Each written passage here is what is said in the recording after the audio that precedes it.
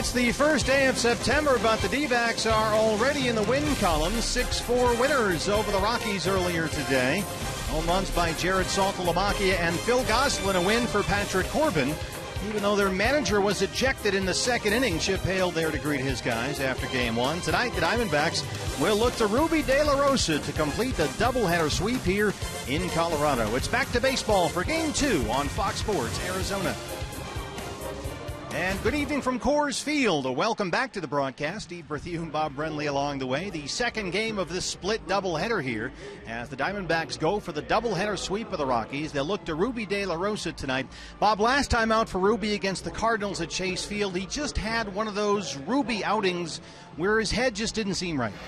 We've seen it from time to time, but usually it pops up in the fourth or fifth or sixth inning, and it only lasts for a stretch of 2 or 3 hitters. But last time out against the Cardinals, it started with the first pitch of the game, walked the first 2 batters he faced. He ended up giving up 5 hits, walked 4 in that game, just was completely out of sync from the first pitch until he came out of the ballgame.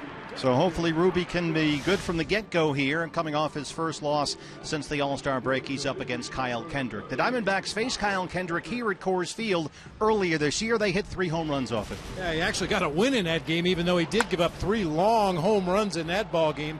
27 on the season, and pitching in this ballpark, the way the ball flies, I got to believe the Diamondbacks offense is frothing at the mouth to get their rips in against Kyle Kendrick tonight. So it's Kendrick and De La Rosa. Chip Hale hopefully will stick around for the entire ball game this time.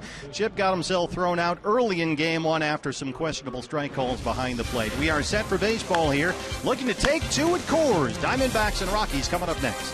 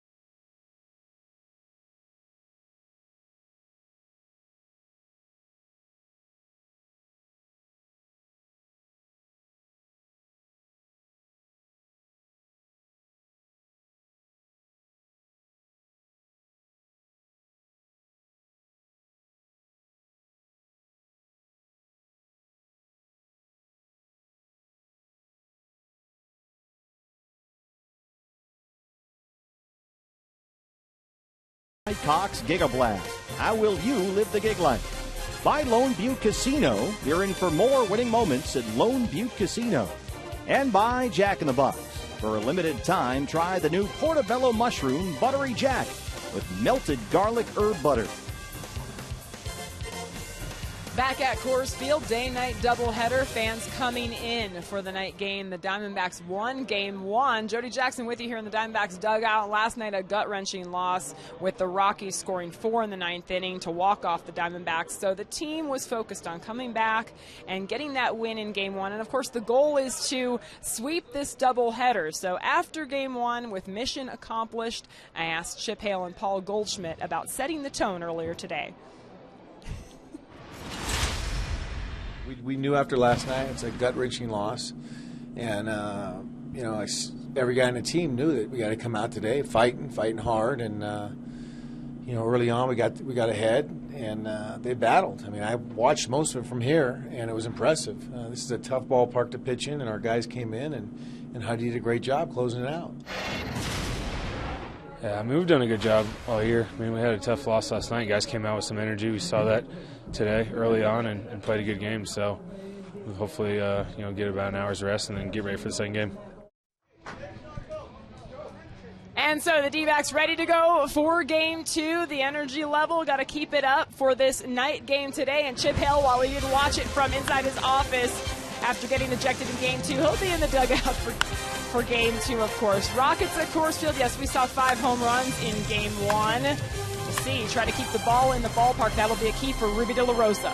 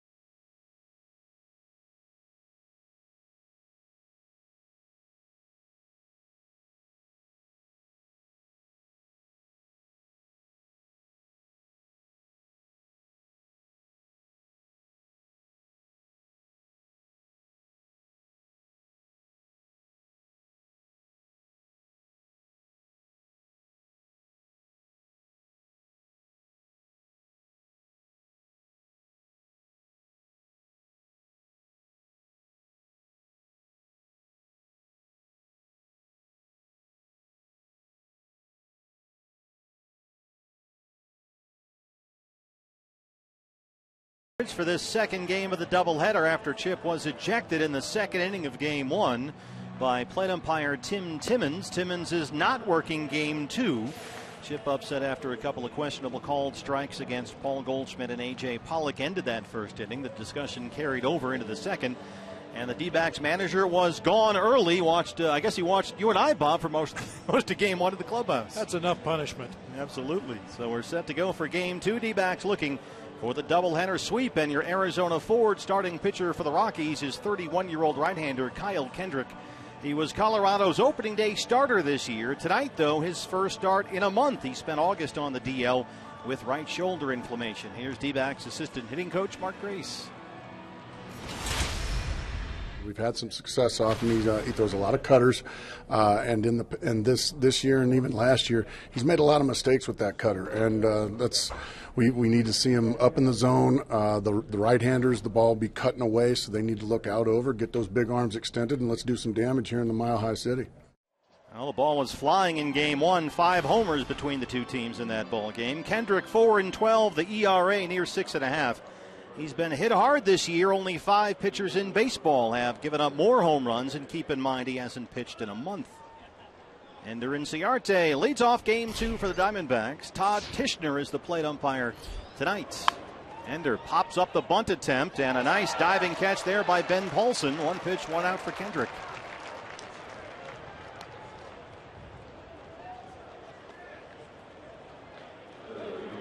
Lineup for Chip Hale's D-backs in game 2 with a doubleheader. Ender Inciarte once again out in left field. A.J. Pollock in center. Paul Goldschmidt at first base. David Peralta out in right field. Wellington Castillo doing the catching in game 2. Jake Lamb at third base. Phil Goslin with a big game in game 1. He'll be at second base. Chris Owings at short, and Ruby De La Rosa on the mound.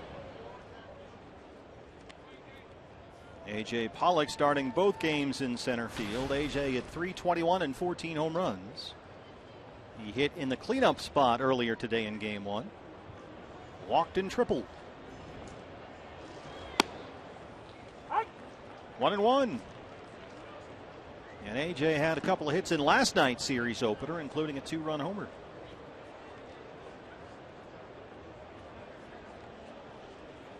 We saw some long home runs in game 1. Usually somewhere between 430 and 470. Rockies hit 3, Diamondbacks hit 2. Saltalamacchia and Goslin. This is out to left field for McBride, 2 down.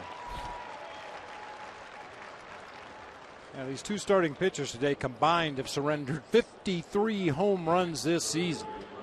Buckle up. Buckle up. Here's Goldie.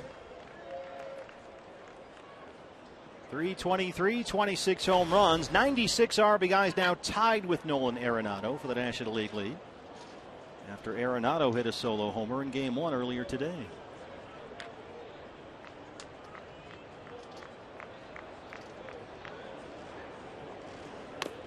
And Goldie, in the first game, if you're just joining us, became the first Diamondback in history to hit into a double play, or pardon me, a triple play. He lined it with men on first and second, nobody out, right to Reyes at short. The runners were doubled off, and it was a triple play. The first ever turned against the Diamondbacks. Now, that's the one thing that can go wrong. If you start runners at first and second with nobody out as a line drive, it's going to be turned into a triple play. Fly ball to the outfield. The runners have time to read it, stop, and get back to their bases. Obviously, a ground ball.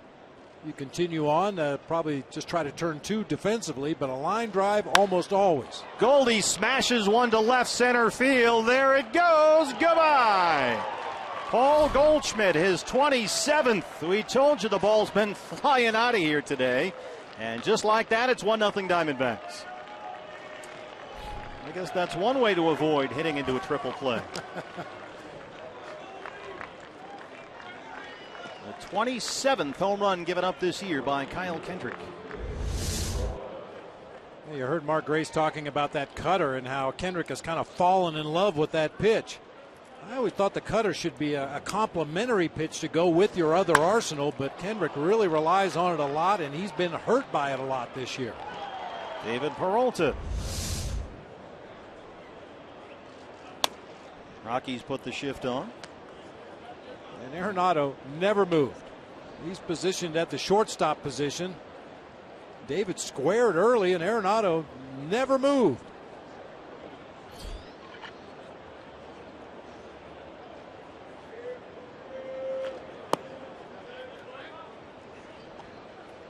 Number 27 for Goldie, 97 RBIs. That home run swing has been back lately.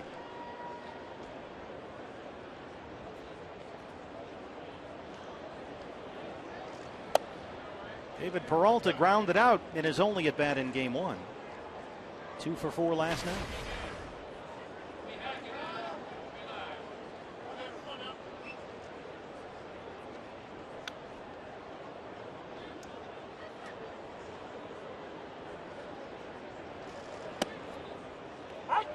Green 1.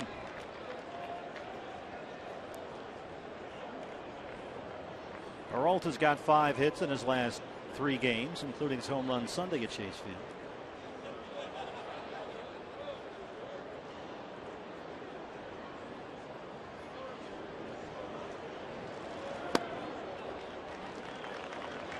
The Goldie homer, 435 feet, we are told, via StatCast. That's a pop-up compared to some of the ones we saw in Game 1.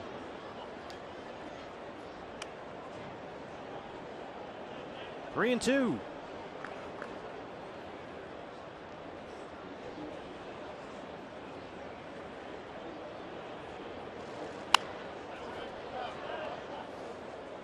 Take a look at our Valley Honda keys to the game here for Game 2 of the split doubleheader. For Ruby De La Rosa, focus on every pitch. Every pitch, from the first one until you come out of the ball game, every pitch should have some kind of a purpose. And against Kyle Kendrick, it's already happened. Tee him up. He will give up home runs in bunches.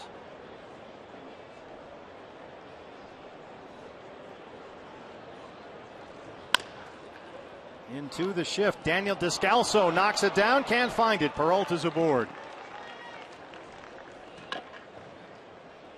Descalso getting the start at second base in place of DJ LeMahieu. And that'll bring up Wellington Castillo. And that's quite a drop-off defensively. Daniel Descalso, a real good utility man, but DJ LeMahieu, one of the best defenders at second base in all of baseball. Hopefully the D-backs will be able to take advantage. Yeah, LeMahieu won a Gold Glove playing second base last year, but he's not in the starting lineup in Game 2. Beef Wellington is for the Diamondbacks.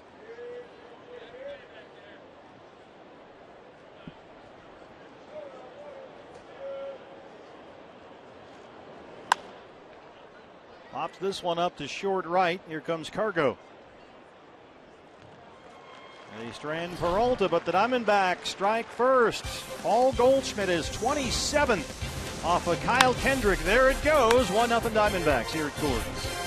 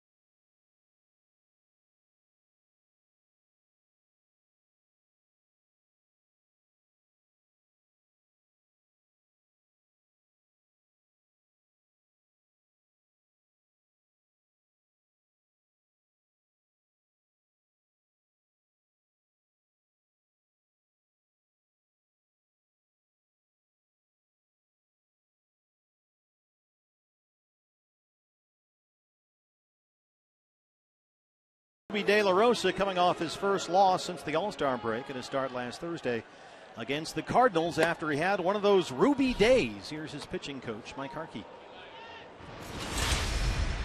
Ruby's, he's been an enigma at times, but, for the most part, he's battled every time. He's gone through a lot of ups and downs this year, and he's been able to come through the other side when we've needed him to come through the other side. And we hope that with the start he had last time, where he really had to battle to basically throw the ball strikes, that he comes in here and he's a little bit more aggressive in the strike zone tomorrow, and we get the old Ruby back.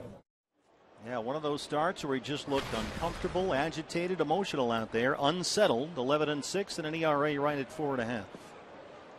Charlie Blackmon leads it off for the Rockies. Jake Lamb in at third.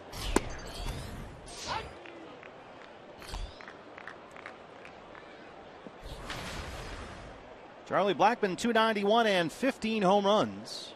All of those 15 homers coming from the leadoff spot. He dunks this into left in front of Inciarte. Blackmon hustling all the way. Here's the throw.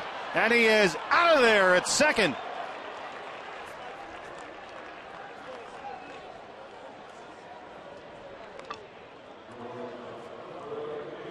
Blackman hustling all the way, never wavered, but Inciarte able to get it back in, and they get Blackman at second. It's kind of odd on the part of Charlie Blackman to try to stretch that into a double. It wasn't very deep in left field. Inciarte fielded the ball coming in. Now, granted, Ender did throw on the run, couldn't get much on it, but Blackman, he never really hesitated until he was halfway to second base and realized he was a dead duck. Phil Gosselin applies the tag. One out. Christian Adames in at shortstop for Jose Reyes. And he looks at ball one. Adames had a pinch hit single in the first game earlier today. Another outfield assist for Ender. You saw that little sign that Ender gave to A.J. Pollock in center field, indicating that Adames would inside out the ball, slash it toward left field. Ender shading over toward the foul line. A.J. a few steps over toward the gap in left center. September 1st means expanded rosters. Adames has played all year at AAA Albuquerque. He gets a hold of this one, drives it to right center field. And it gets down and it's in the bullpen. Book rule double for Christian Adames.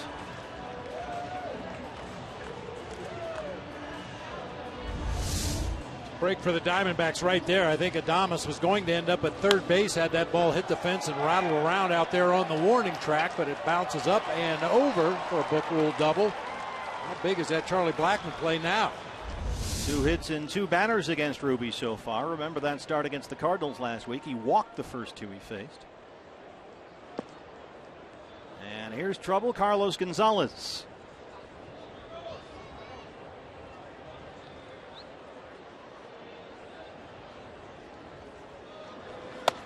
Ball 1, 97 from Ruby, up and away. Cargo 270 and 31 home runs. 31 homers ties him with Bryce Harper and his teammate Nolan Arenado for the National League lead. Cargo's career high 34 homers set 5 years ago.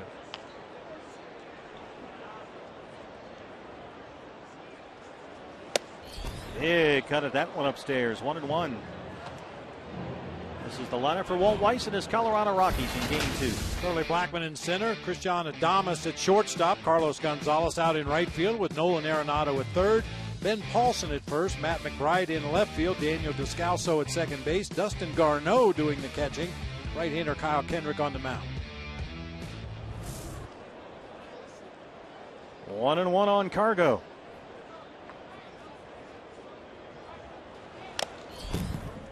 Boy, Ruby. All fastball so far. A lot of heat. 96, 97. I wonder if there's a plan here to get extra aggressive early in this one after struggling to throw strikes the last time out. I think they want to establish the aggressiveness of Ruby De La Rosa early in the ball game and then incorporate that straight changeup and the slider as they move forward second and third time through the lineup. But if he's going to have any success, he needs to locate that fastball in the mid-90s, get some quick strikes. A late break from A.J. in center, long run for Pollock, and he's underneath. 2 down. Didn't get a great read on that one off the bat. I'll tell you, as an outfielder in this ballpark, it's easy to get spooked. Enough balls have been hit over your head enough times, and you freeze initially on contact until you get a good read on the ball and then rely on your speed to make up any deficit. We saw 2 Rocky outfielders, Charlie Blackman and Brandon Barnes, misplay balls in the outfield in Game 1 here today. Yeah, you would expect it from the visiting team that only comes in here and plays a few times during the course of a season, but when you play 81 times a year in this ballpark, you shouldn't be getting fooled anymore. Adames still at second, 2 outs, Nolan Arenado.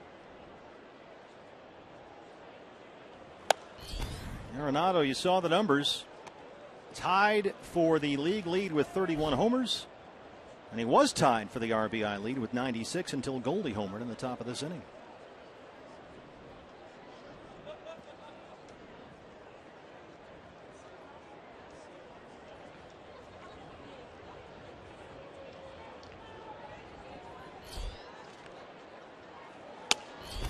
Arenado had a pair of hits in the first game today, including this, his 31st home run, after just missing a home run last night.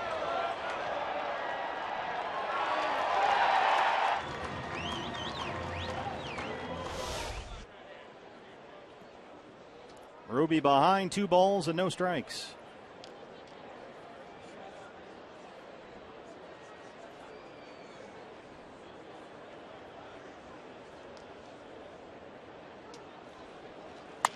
Arenado fights it off the other way. He drops it into right. Here comes Adames, and he will score. It's a tie ball game. And now Nolan Arenado back into a tie for the league RBI lead with Goldie. That's the 3rd hit in this inning against Ruby De La Rosa. It's been kind of fun to watch the evolution of Nolan Arenado. There was a time earlier on in his career where he wouldn't even have thought about trying to hit the ball to the opposite field with a runner in scoring position. But with more experience comes more knowledge, and he realizes there's RBIs out there in right field just as easy as there are in left field. And he is finding his share this year, that's for sure. First baseman Ben Paulson, who had the walk-off winner last night. Diamondbacks have the shift on.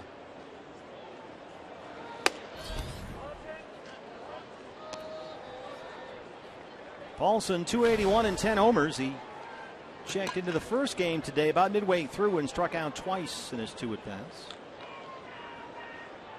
The first time against Matt Reynolds. And it was against Reynolds he hit the walk-off last night. And then they're going to call a balk. Todd Tishner comes out from behind home plate and calls a balk on De La Rosa, moving Arenado to second. Watch where this one ends up. What in the world was that? There was a little mini move hesitation, and then finally it looks like he decided to go through with it and threw it over everybody's head. So Arenado now at second. Remember, our first key to the ball game was focus on every pitch. Yikes. Maybe not quite so much on that one.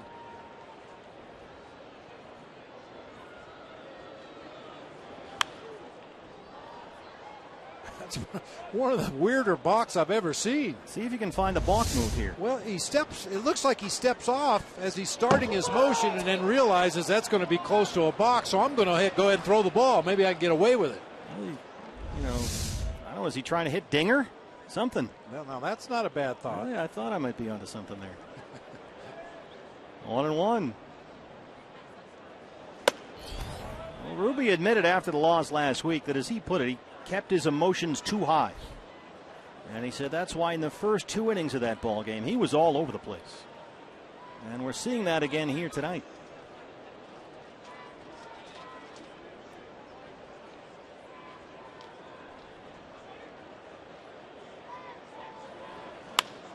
Paulson reaches out and sends it out to left center. Ender and Ciarte won't get there. Arenado will score. Pollock backing up. And it's 2-1 Colorado. 4 of the first 5 Rockies with base hits against Ruby De La Rosa.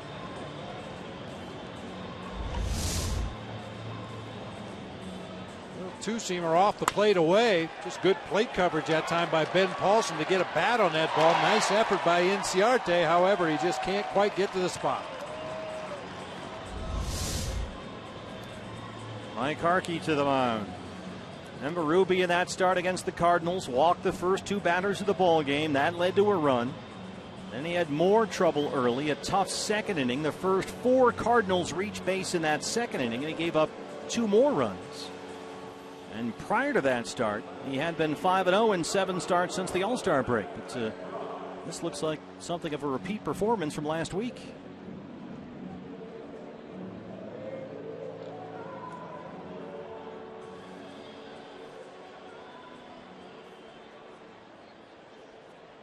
Not quite as sharp every time out going back 3 starts ago. I mean, the stuff looks comparable to what we've seen from Ruby when he's been good. The velocity's good. The movement's good. Location not always as sharp as you'd like to see, but it's not like he's losing arm strength. His velocity's not dropping off the table like you see with some starting pitchers at this time of year. It appears to be all between the ears. Well, and that's tough to fix. Matt McBride now. McBride grounded out in a pinch hit appearance in Game 1. 1 for 4 last night.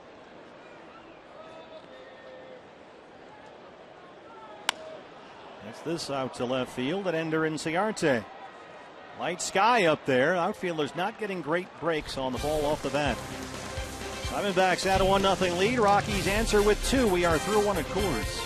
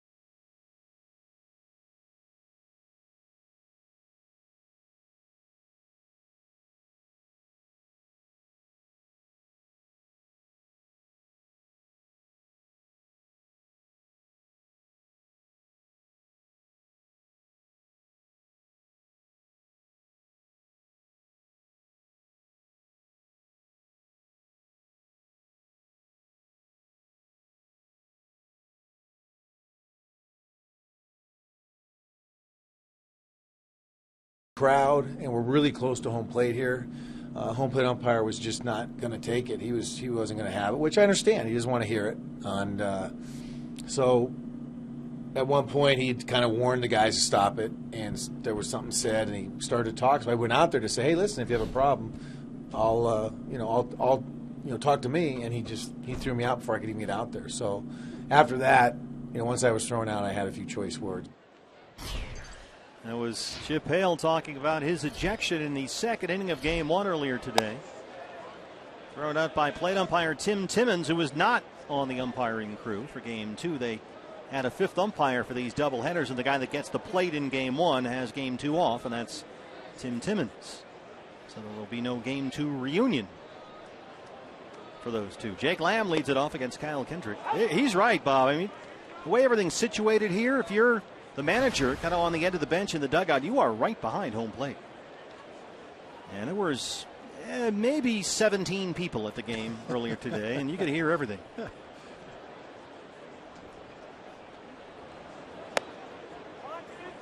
But to go out there and try and help and be ejected as soon as you take a step out of the dugout, that's something else. Don't even get me started on that.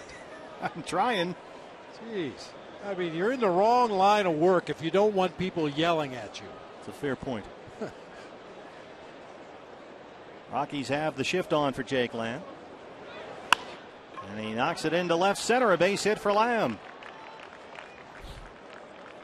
Jake doing a much better job recently of staying up the middle of the field. I think he got a little bit pull crazy, and when you do that, you become real susceptible to certain pitches, certain kinds of pitchers.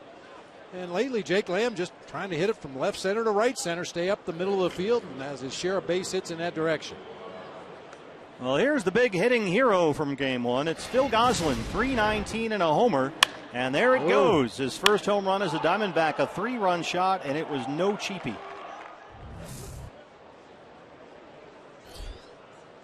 So Gosselin starting both games today at second base. An RBI double, a 3-run homer. He walked twice.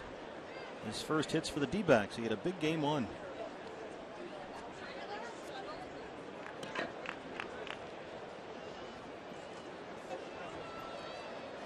And you can hear the sound that his home run made. That was a Goldie sound.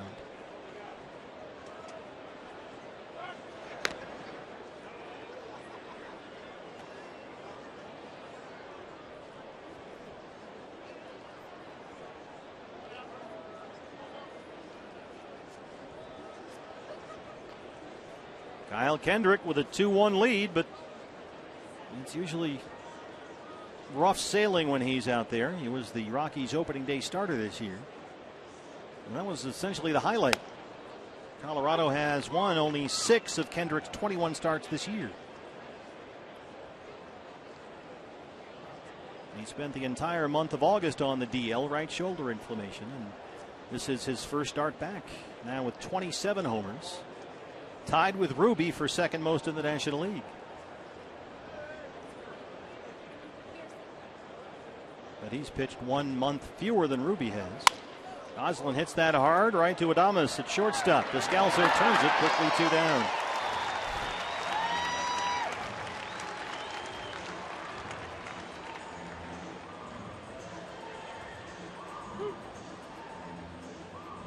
That'll bring up Chris Owings. CO had game 1 off. He's at .238 with 4 home runs.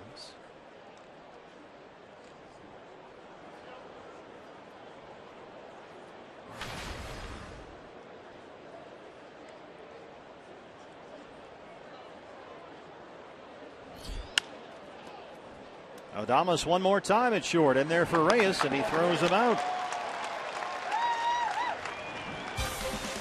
Diamondbacks trail the Rockies 2-1.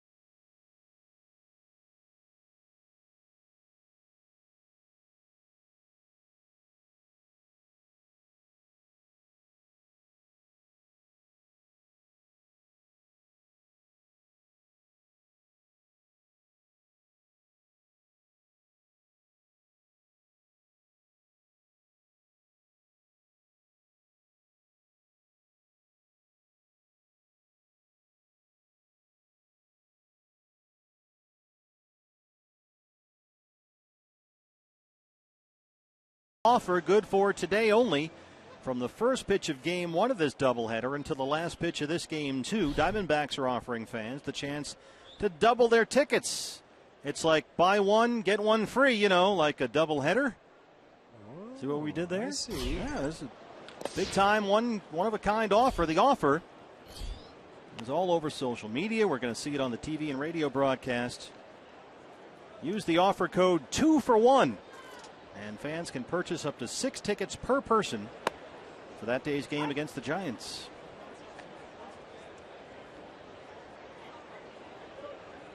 Daniel Descalso leads off the Colorado second.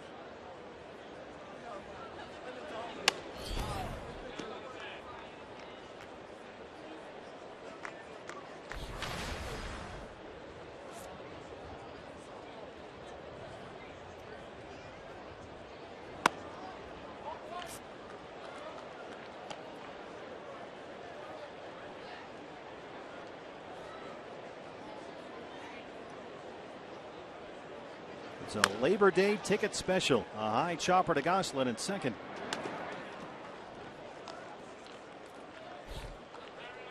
So during the doubleheader today, you buy one ticket for the D-backs and Giants game on Monday, September 7th, and you'll get the other ticket free.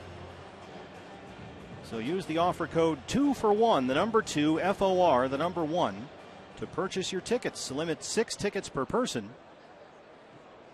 And that offer expires when this game ends. So get on it, D-backs fans.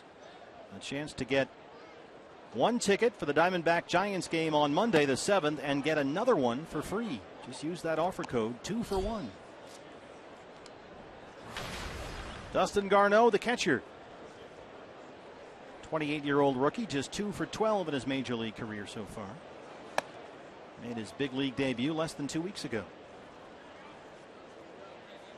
I can see all kinds of possibilities for this buy one, get one free. You know, that pretty girl that lives down the hall, you wanted to ask her out. This is a perfect opportunity. Huh? We lead the league in love. Or if you've got, you know, a guy that lives next door that you don't like, you can buy one, get one free, and charge him for his ticket. Don't tell him. We can make some money off this deal. Here's a strike. But the offer is good, fans, only during this broadcast. It's for the Giants and D-backs on the 7th. That's Monday. Use the offer code 2 for 1. Limit 6 tickets per person. Ooh. How about that? Look what I found.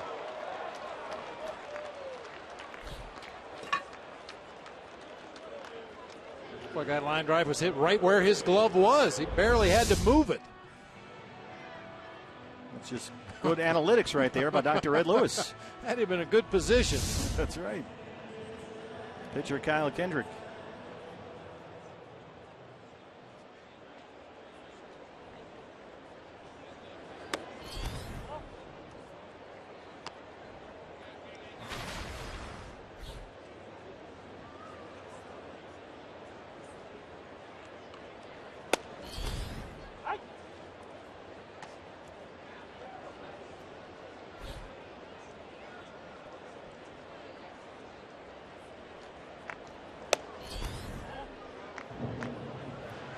Two and one. Kyle Kendrick signed by the Rockies as a free agent this winter. Got a 1-year, $5.5 million deal. Wound up as their opening day starter. Figured he'd be a guy that could lead a younger rotation, give them some innings. And he's back after missing a month.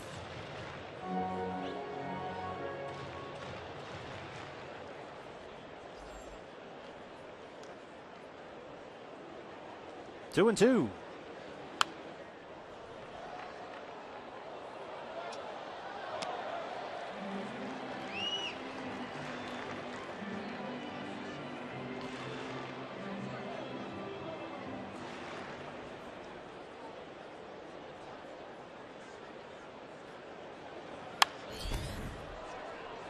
$99 miles an hour. He got a piece of it.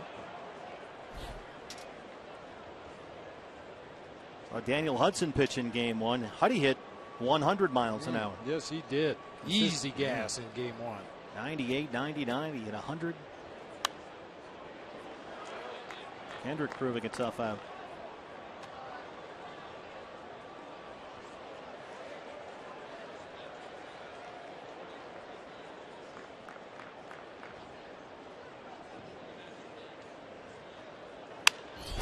And sure enough, he hits it out to left. It drops in front of Inciarte. Kyle Kendrick, a very good at bat right there. And he gets a 2-out single. That's the 5th Rockies hit against Ruby De La Rosa. Oh, look at that swing. That was so far in on his hands, he had to take his right hand off the bat just to get it through the zone. He dunks it out there in front of Ender Inciarte for a 2-out base hit. Brings up Charlie Blackmon. Blackmon singled his first time up. He was thrown out trying to stretch it into a double.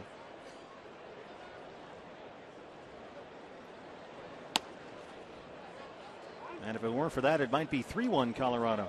And here we go, the Ruby Whisperer. Wellington Castillo is out there to figure out what's going on here.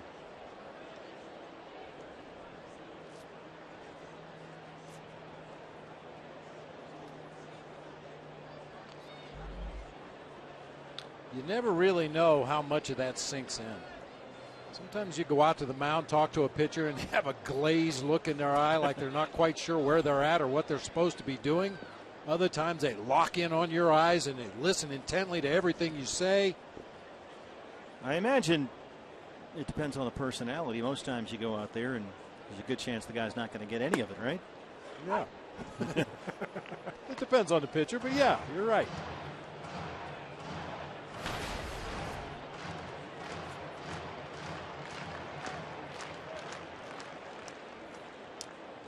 Blackman singled in game 1 earlier today, was 1 for 5. Movie misses up at 96.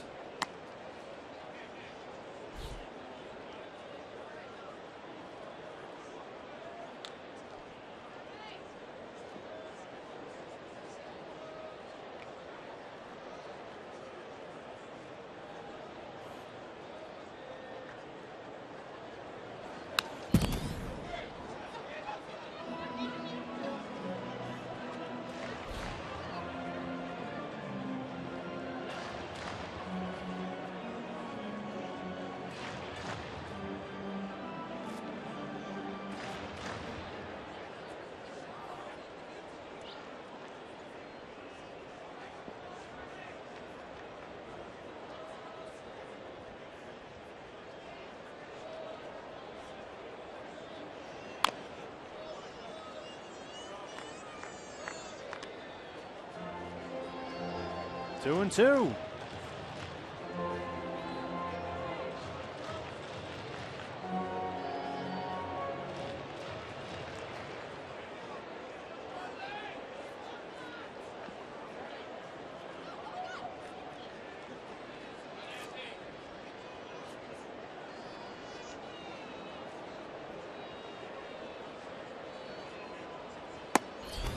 Got him. 98-mile-an-hour fastball from De La Rosa. And he gets his first strikeout. He strands Kendrick. Rockies lead the Diamondbacks 2-1.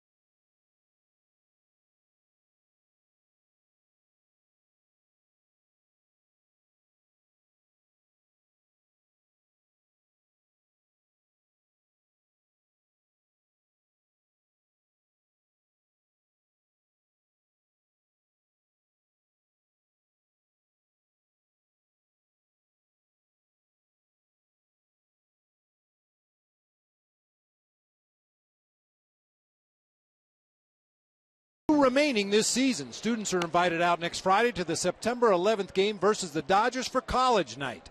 We've got a special back-to-school offer just for you. For just $20, you get a ticket to the game, a beer or a Pepsi, and a custom D-backs cap with your school's colors. Get tickets now online at dbacks.com/college. D-backs fans here with us at Coors Field. They trail the Rockies 2-1 as we start the third. Ruby De La Rosa will lead it off against Kyle Kendrick.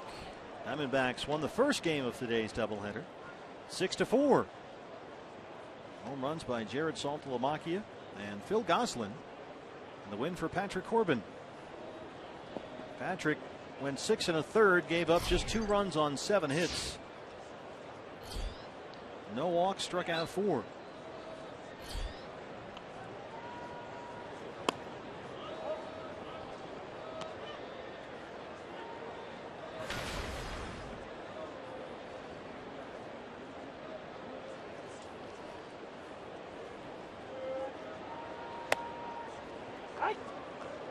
Here's a strike from Kyle Kendrick, who went on the DL August 1st with that right shoulder inflammation. He had an MRI done, no structural damage, but he had to be shut down and missed all of last month.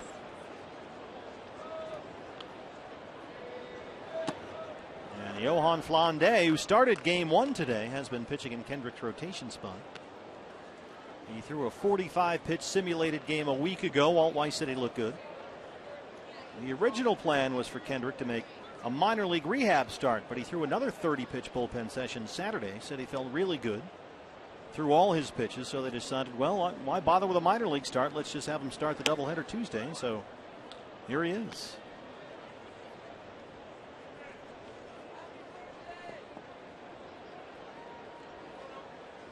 Now, 2 of his last 4 starts, Kendrick only went 1 inning. One of them was because of, believe it or not, rain. He only threw 8 pitches before the rains came. And, must have been a road game. Yeah, was washed out of that start. And then his last time out, as you mentioned, before going on the DL, threw only 1 inning against the Cardinals, 25 pitches, and left with that right shoulder. That's what it looks like in that left field corner. You never know what's going to come over there. Some really beautiful but strange skies here in Denver.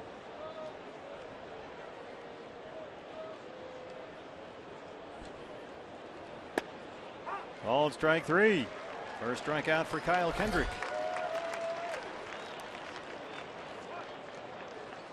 Kendrick hit hard by the D-backs at Chase Field. That was back in April. 8 runs, 10 hits. He lasted only 4 1/3. He beat the Diamondbacks here at Coors near the end of May, although he didn't exactly shut them down. D-backs hit 3 homers off Kendrick in that ball game. Castillo, Ahmed, and Pollock all took Kendrick deep. Allowed 3 runs, 9 hits, and 5 2/3 in a start at Chase Field the first week of June. So he's facing the Diamondbacks tonight for the 4th time this year. Ender Inciarte taking all the way. Looks at strike 1. Ender popped up a bunt attempt his first time up.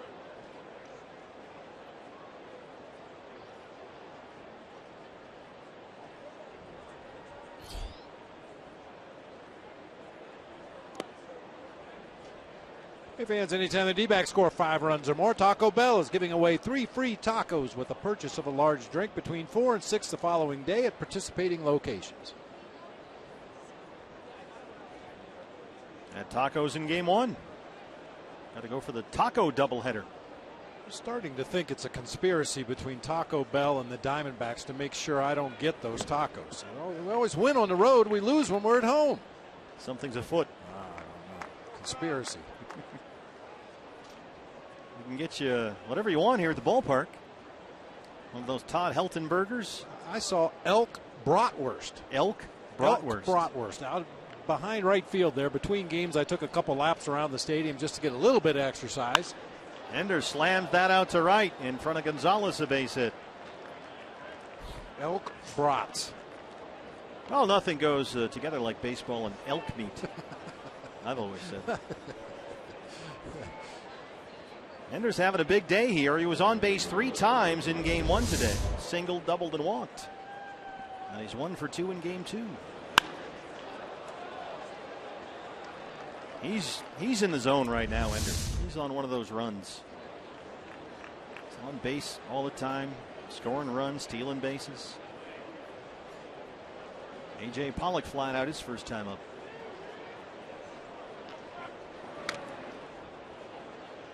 Ender has now hit safely in 13 of his last 15 games, and he's hitting over .320 since the All-Star break.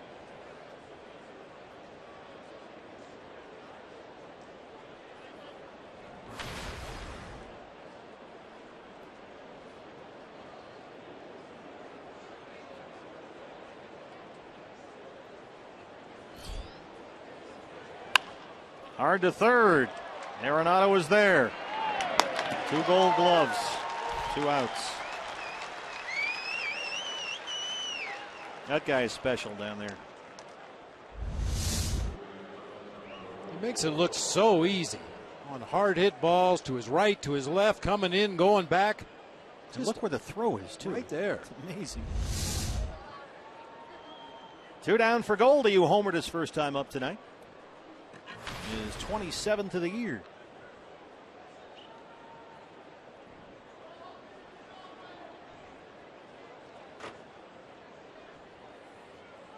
Ciarte at second, 2 outs.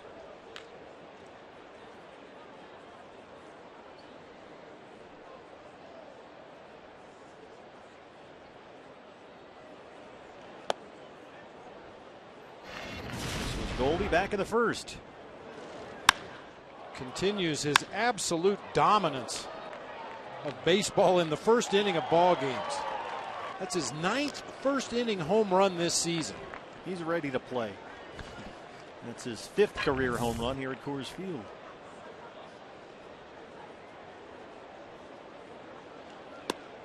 And how about this? Goldie, in counting tonight, 34 career games in this ballpark, has 29 RBIs.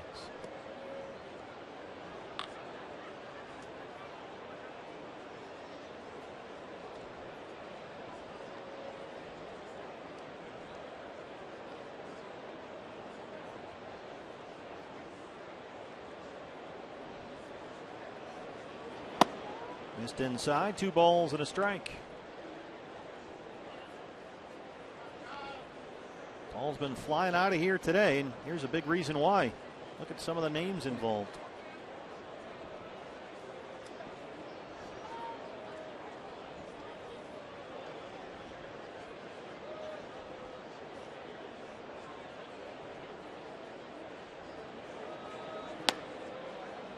Three and one.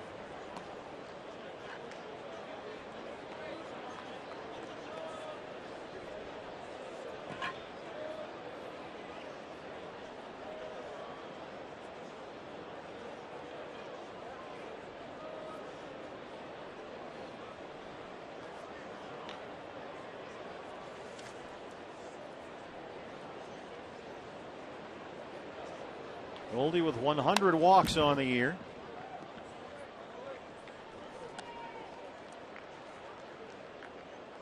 If he gets one more, you will set the Diamondbacks single season record. He's tied with Gonzo right now with an even 100 base on balls in one season.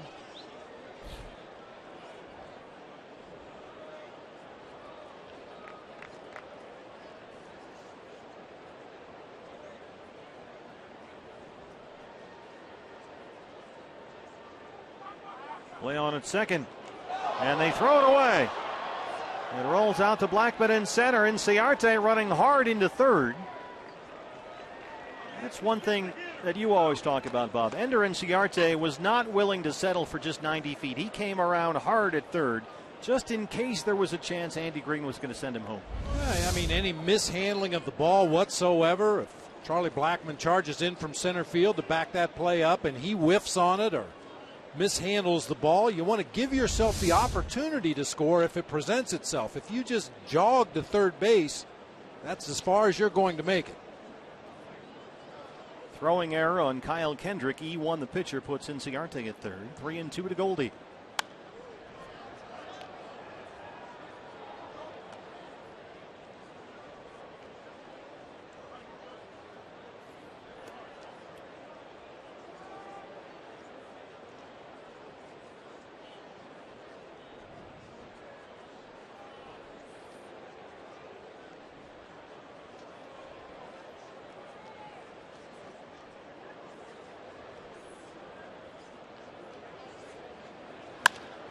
Off the glove of Kendrick, Descalso at second. And they strand in Ciarte. Bottom third on the way. Diamondbacks trail the Rockies 2-1.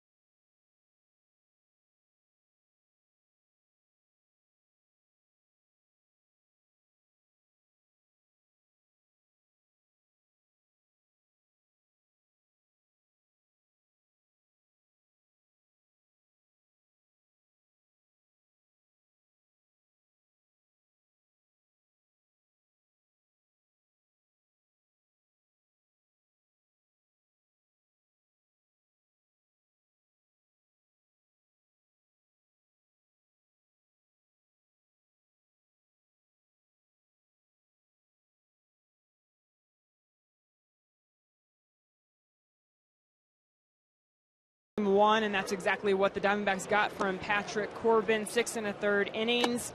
2 runs, both solo home runs, and after the game, Patrick said he felt great. He said his changeup felt the best that it has all year out there. He thought it was very effective. Meanwhile, not as much success today with the slider. The result, those couple of home runs. I know, Bob, you mentioned that maybe the Rockies were looking for the breaking ball, not just from Corbin, but also Matt Reynolds in that one particular at-bat that also resulted in a home run. But overall, very solid outing for Patrick, and getting deep in the game was obviously important with the doubleheader today, and needing to try to get the bullpen to get a little rest and, you know, not have to go extended in that first game. Cristian Adames leads off the Rockies' third against Ruby De La Rosa. He doubled and scored his first time up. Well, Patrick Corbin is not the first visiting pitcher to come into Coors Field and have trouble with a breaking ball. Phil Gosselin. And as you talked about in the first game, Bob, it wasn't like from Patrick, or we've seen before, he gets fatigued and he leaves some sliders up. That didn't happen tonight. The Rockies went down and fished them out. Well, the first 2 home runs were both on sliders, low and away, out over the plate and down. Not bad pitches, probably not even in the strike zone had the Rockies hitters not swung at him, but they went down and got him out of the ballpark. Carlos Gonzalez now. Diamondbacks have the shift on. Jake Lamb, the third baseman, right in front of second base umpire Chris Siegel.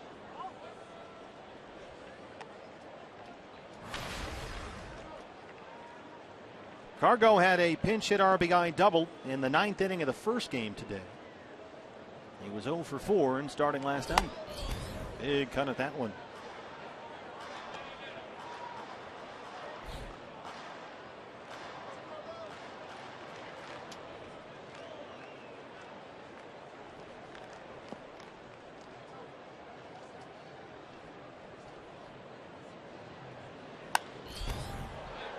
That's popped up behind the Diamondback dugout.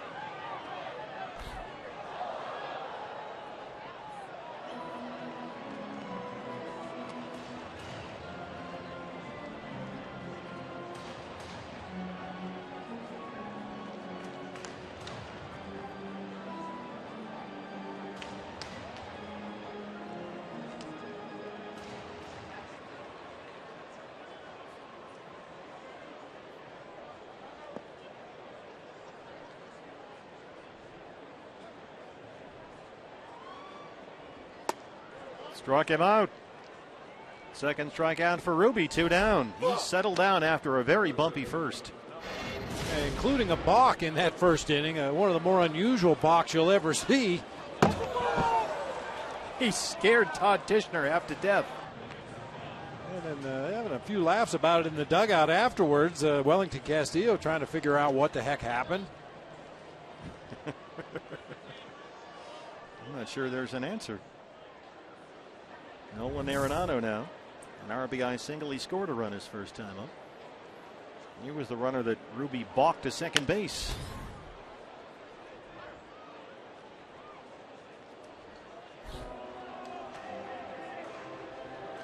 Didn't you tell me that Kruko used to do that occasionally, just to keep everybody honest? Yeah, after an injury. You know, like if he threw a pitch and had a comebacker hit him on the mound, and the umpires and the trainer and the manager comes out and say, you want to throw a few warm-up pitches. Uh-oh. Kiss that one goodbye. Nolan Arenado. Wow. Arenado, that's 32. He leads the National League. His second home run today. He homered in the 8th inning of Game 1.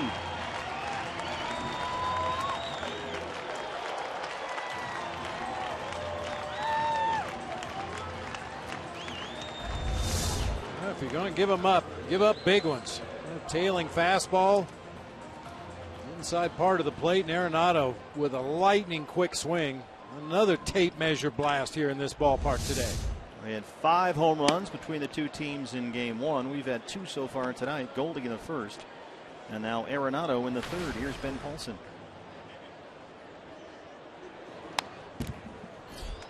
Well, the numbers on the distances of these home runs in this series. Remember, it started last night. A.J. Pollock hit one 450.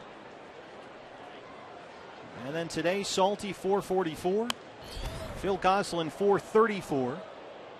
LeMahieu hit one 462. Parker to straightaway center 466. Arenado's first one was 447. Number 2 434. Goldie 435. I mean, just they're flying out of here. I think the humidor might be broken. The average home run distance at Coors Field this year is 417.5 feet. That is the highest in the major leagues. The average distance of the 6 home runs in this series, 449 feet. Jeez. So duck and cover. 3 strikeouts for Ruby, but Arenado homers to make it 3-1 Colorado.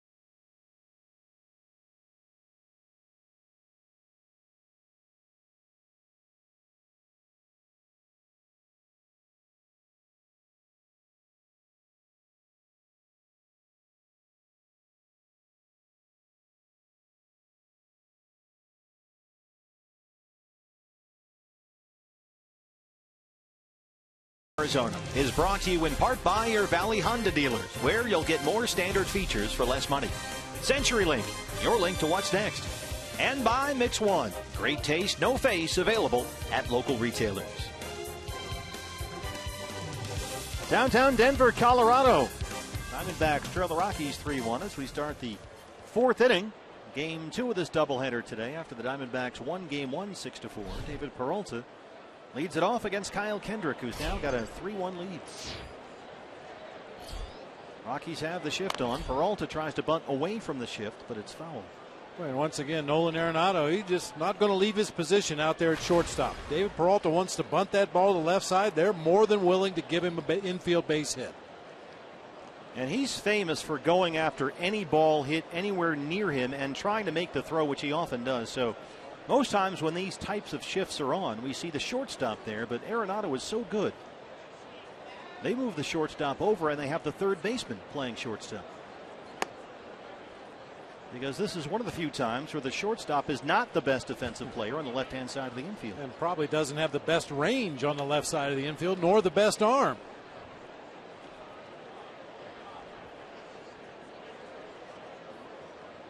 Peralta reached on a Daniel Descalso error, his first time up. Excuse me, check swing into the D-back dugout. Look out. You know somebody in that third base dugout is yelling ugly finder. Every time a foul ball goes in the dugout, it comes close to somebody, and that means that baseball is an ugly finder. Here you go. No, I don't want it. You take it. Not me. Nope. Ken Crenshaw wants no part of it. Poor Oscar Hernandez. Training staff wouldn't take it. They know what's up.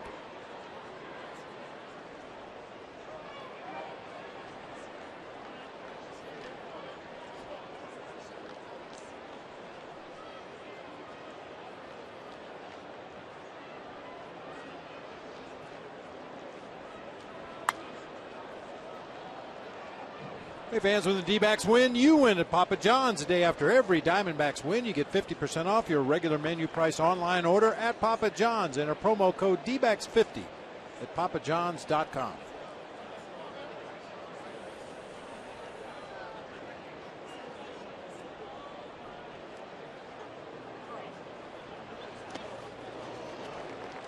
There's the strikeout of Peralta. Second strikeout for Kyle Kendrick. One down in the fourth.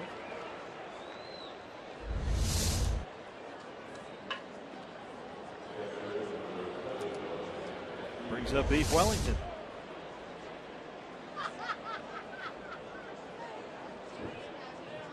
Castillo flied out his first time up. He was 2 for 4 last night. Welly has it safely now in 5 straight games, 8 of his last 9.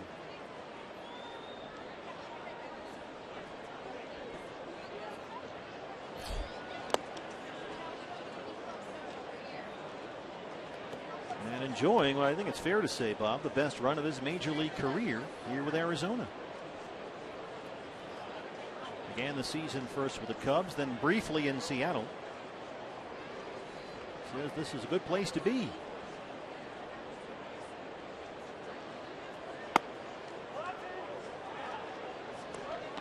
That catching position, I think when Tuffy hurt himself in St. Louis, I believe it was, back in May, I didn't know what they were going to do back there. But he and Salty have really solidified things. So much, though, that it's hard to get Oscar Hernandez anytime back there. Yeah, that's something we haven't talked about much this season, but how Chip Hale has been somewhat handcuffed because they have to carry Oscar Hernandez on the roster. Through no fault of Oscar's, he was just a Rule 5 pick, and that's the rules. Got to keep the guy on your big league roster for at least 90 consecutive days.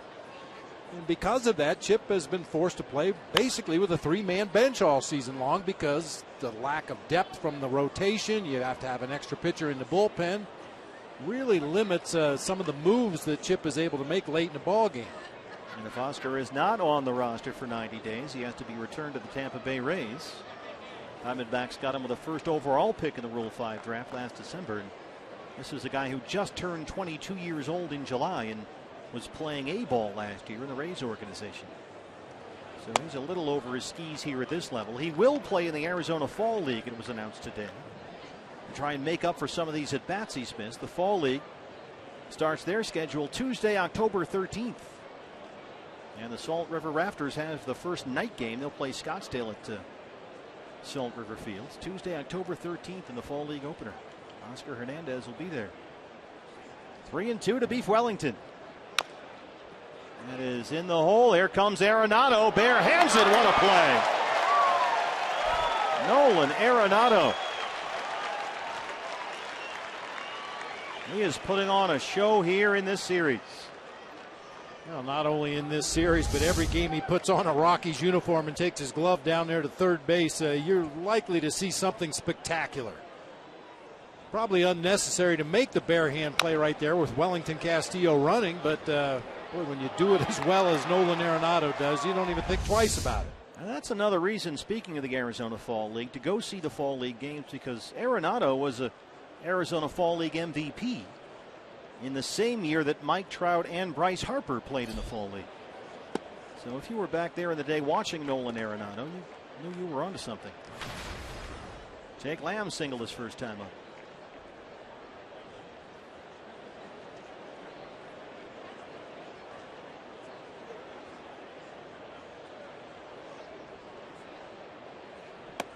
Well, it happens on almost a daily basis for Nolan Arenado. The first one is against the Mets and Juan Uribe. Watch this play. I mean, that's a long throw from where he fielded that ball. And then this one in foul territory, Pedro Siriaco from the Braves. Momentum carries him clear over in front of his own dugout. It still threw the guy out at first base.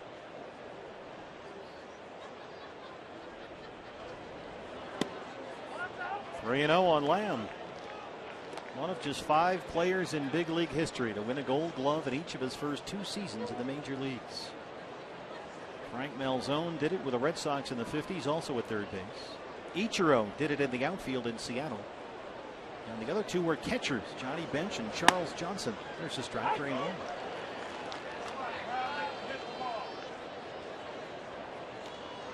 Well, there's very few players in this game that I would pay money to come watch them play defense, but Nolan Arenado is definitely one of them.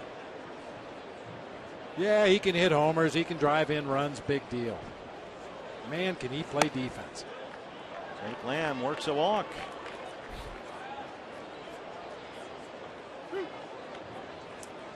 Walt Weiss watches this every day. He says he has never seen anything like Nolan Arenado.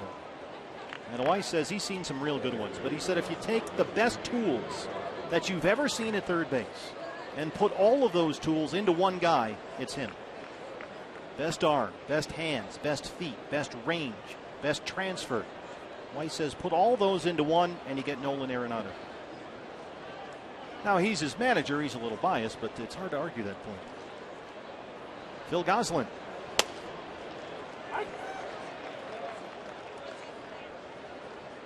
Although, if I recall, we were singing the praises of Nolan Arenado in a game earlier this year. Didn't he have 2 errors in one game? Yeah, I remember that was at Chase Field, and we had, I've never seen anything like this. So, you know, we're trying up here. Put the whammy on him. It's the only thing that might work. The way this guy's going. Gosselin had a great day in game 1. He walked in the first. His first Diamondbacks base hit was an RBI double over the head of Charlie Blackmon in center. He had a long 3-run home run in the 7th inning, and then he walked his last time up in the 9th.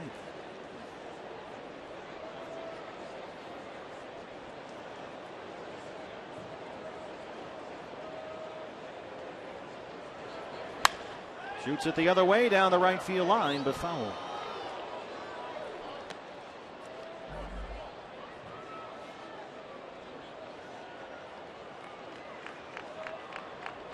Phil Gosselin, if you missed the ball game last night or earlier today, acquired by the Diamondbacks in June, part of the trade that sent Bronson Arroyo and Touki Toussaint to Atlanta. But when the Diamondbacks acquired Gosselin, he was injured. He broke a thumb back in May, and it was on the 60-day DL. Just got activated yesterday. And so his first games as a Diamondback have come in this series.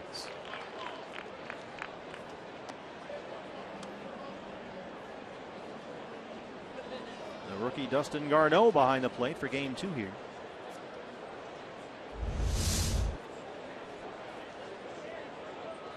Pretty good dirt dogging right there. Block and recover. Quick peek up to see if Jake Lamb was trying to advance to second base. Jake is many things. He's not a fast base runner.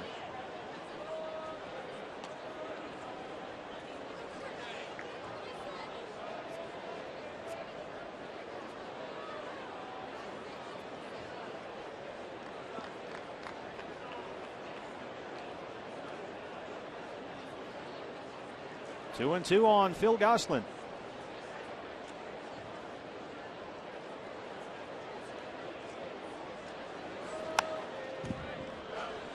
Fights that one off. Fastball running right in on his hands.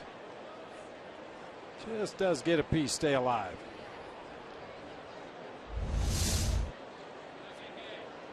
When you're facing a pitcher that is so notorious for throwing that cut fastball that moves away from a right-handed hitter, when he does throw one of those four-seamers up and in, you're expecting it to cut, and then you see it running right in on your hands.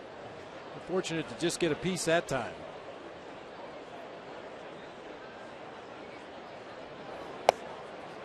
Ooh, close when he missed. It's full 3-2. Gosselin, I've noticed, does this little thing where it looks like he's almost going to bunt every time he squares up. Oh, right at the knees. He just missed. Yeah, do a little thing right here. Almost like the Diamondbacks pitchers in a bunt situation where they show bunt, then take it back, and then bring it around again. Right there. Grabs the trademark. And now he's ready to hit. 3-2. Lamb will be off with a pitch from first. And there he goes. Gosselin hits it foul over the head of Andy Green at third. We'll have to ask Phil about that. Like most things that hitters do, it just evolved with time. He might have done it subconsciously, and somebody said, "Hey, do you realize you're doing that every time?" He looked at his numbers and said, "Well, I'm hitting 330, so I'll keep doing it." Here's the hand on the trademark or so. One more time on 3-2. There goes Jake Lamb. We'll do it one more time. This guy's been a hitter up there. It's been nice to see. Phil Gosselin. Goes without saying a very small sample size, but you like the quality of at-bats. He doesn't chase bad pitches. When he finds himself in those 2-strike counts, like this time, he manages to stay alive in the at-bat, give that pitcher an opportunity to make a mistake. He took an 0 for 4 in his D-backs debut at second base last night, but all 4 at-bats he put the ball into play. Lamb on the move again. That's up high for ball 4. A good example of a good at-bat by Phil Gosselin. Hey fans, now's the time. Tweet us your strongest fan photo. The hashtag the whole thing AZDanaStrongFan. And maybe you'll see yourself in a Diamondback broadcast. Brought to you by T-Mobile. Steve Foster out to have a word with Kyle Kendrick. A couple of 2-out walks.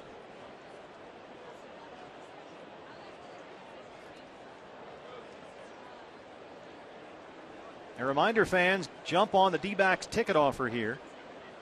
Good only until the end of this ball game. Double the games today, so double your tickets for Monday. D-backs and Giants, Monday, September 7th. Buy one ticket for that game, and the Diamondbacks will give you another one for free. Just use the offer code 2-for-1. That's the number 2, FOR, the number 1, 2-for-1, to purchase your tickets. Limit 6 tickets per person. And the offer expires when this game ends. Chris Owings, you got 2-for-1 today with a doubleheader, so the Diamondbacks figured, well, hey, let's give fans 2-for-1 with the tickets for Monday. So a great offer. Take advantage. dbacks.com/tickets. Use that offer code 2-for-1. Buy one, get one free. BOGO. Buy one, get one. The marketing major? My wife. She Joan doesn't miss those. That sounds familiar in my house, actually.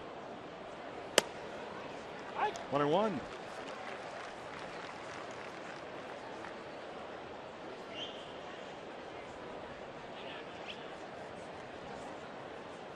CO grounded out his first time up. He had 3 hits last night. Did not play in the first game of this doubleheader. And Kendrick's not missing by much here. I don't know whether he's missing by just a little bit or Titchener's strike zone is that small, but some borderline pitches in the at-bat of Phil Gosselin, and now this one just off the plate away. Saw Dustin Garneau, the rookie catcher, just kind of hold that glove out there for Titchener. It wasn't biting, and it's 2-1.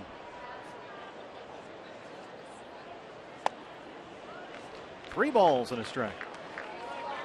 Ruby De La Rosa, the pitcher, on deck. Kendrick now at 70 pitches. Only 39 for strikes. And looking at a 30-pitch fourth.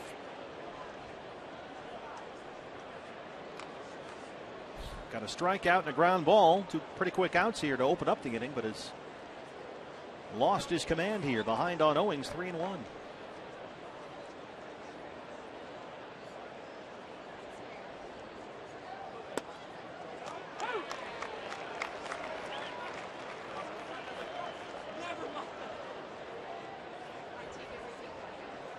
I'd like to think that was a strategic take right there by Chris Owings. Runs the count to full with 2 outs. The runners will be in motion.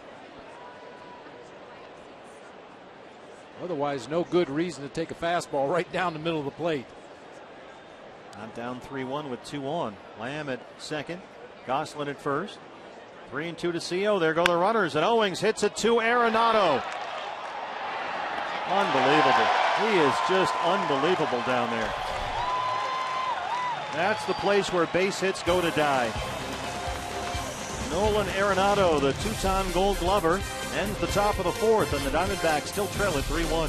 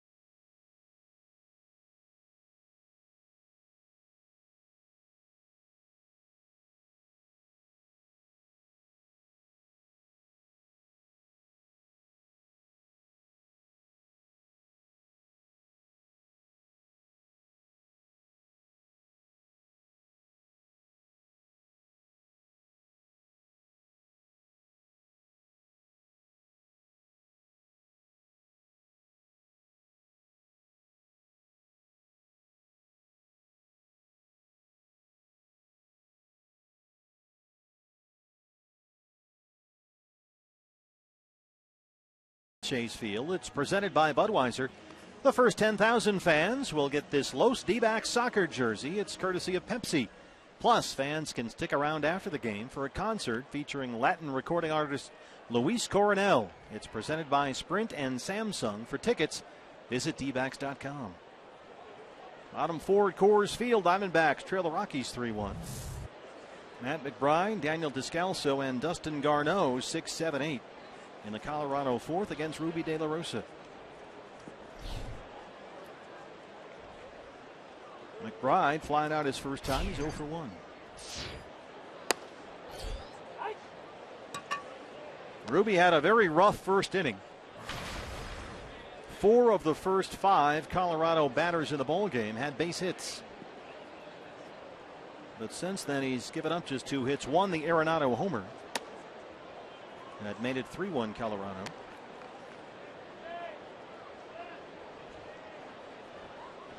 Trying to settle down after another bumpy start.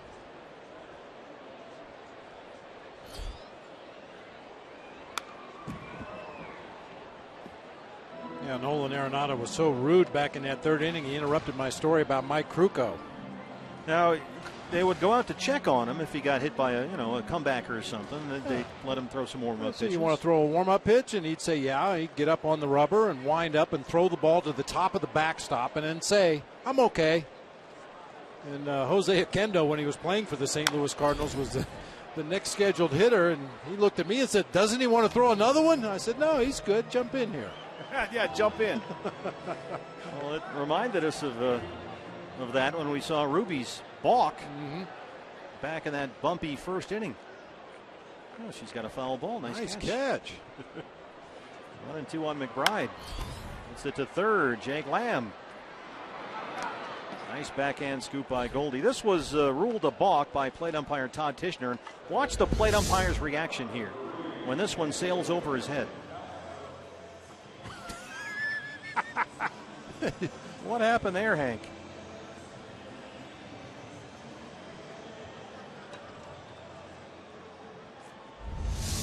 You don't need a replay for that one. It's kind of the way the first inning went for Ruby. Daniel Descalso getting a start at second base in game 2 of the doubleheader. And there for DJ LeMahieu, who has the night off to this point. And he grounded out his first time up 0 for 1. Descalso only 31 starts all year for Walt Weiss. When you got LeMahieu out there with a gold glove and top 10 in the league in hitting, you don't need a whole lot of help at second base. So Descalso has been a bat off the bench for the most part. He's hitting only .210 as a starter this year. And he rolls that to first to Goldie.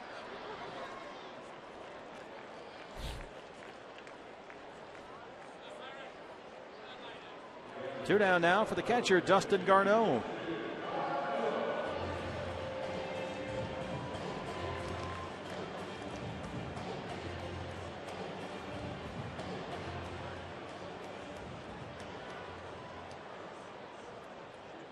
Garneau making his major league debut about 2 weeks ago. He's a 28-year-old rookie. 154 on the year. A 19th round pick out of Cal State Fullerton in the 09 draft. Pops it up first pitch. Chris Owings, the shortstop, wants it. And a nice quick tidy 1-2-3 fourth for Ruby De La Rosa. Diamondbacks trail it 3-1.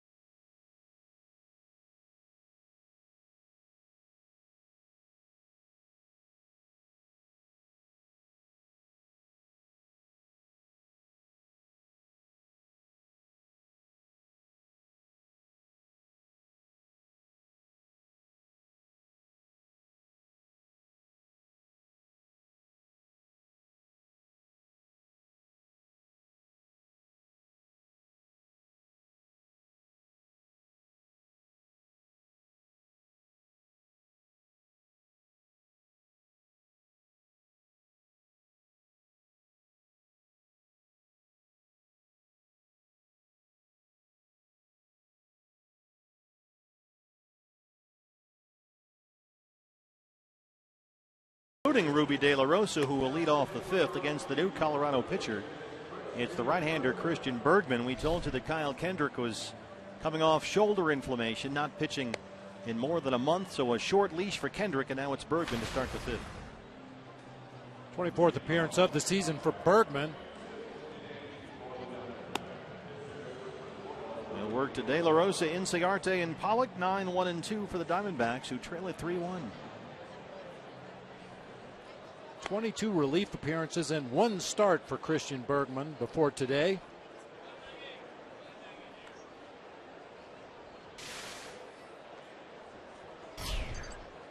They have run a lot of pitchers through here this year. I always like to think of Colorado as the Alamo for pitchers. This is it. It's the last stop at the end of the bus. You can't make it work here. We've had a bunch of chances somewhere else. It's not easy developing pitchers here. They've used a lot of their first-round draft picks recently on pitchers. They have a good one, John Gray, that they're very excited about. He'll pitch tomorrow night against Chase Anderson. But other guys like Eddie Butler and on down the road have not had a whole lot of success here.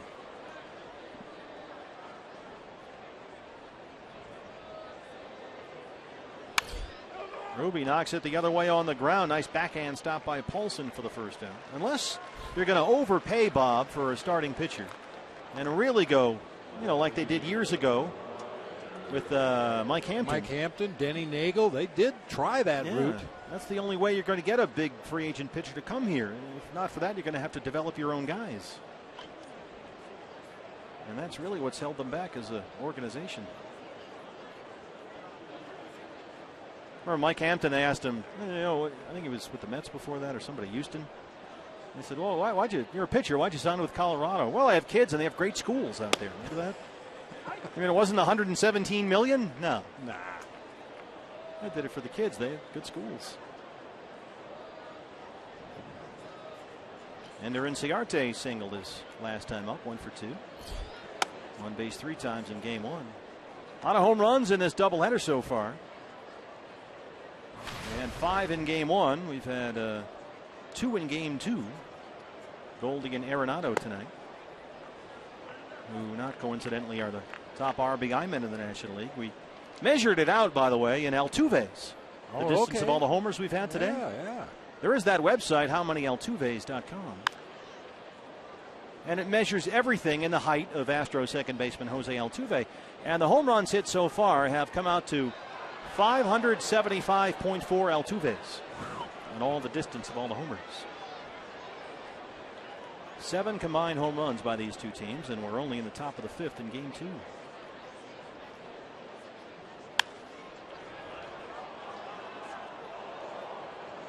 If you want to know the last time two teams combined for at least 7 homers in one day, you got to go all the way back to August 21st, 2015. Wait, what?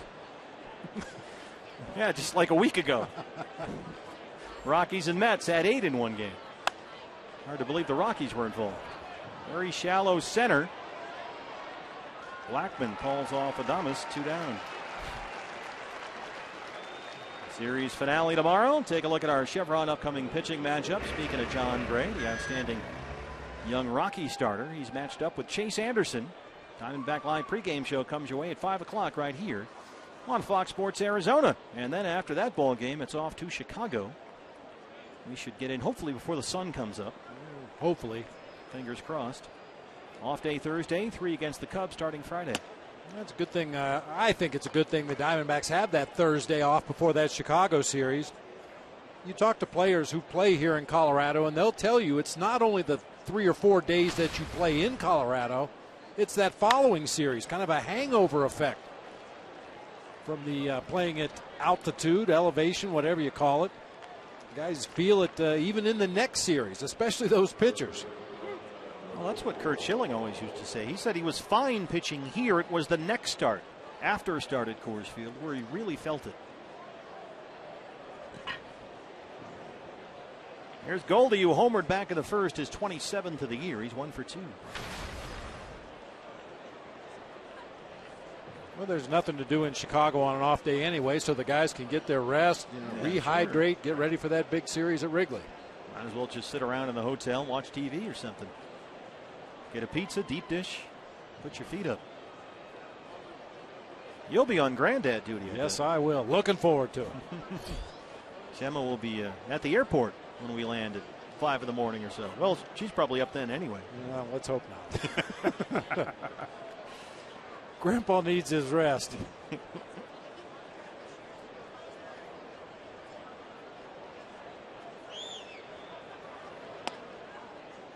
This was Goldie in the first. 4:35 the distance we're told on this one.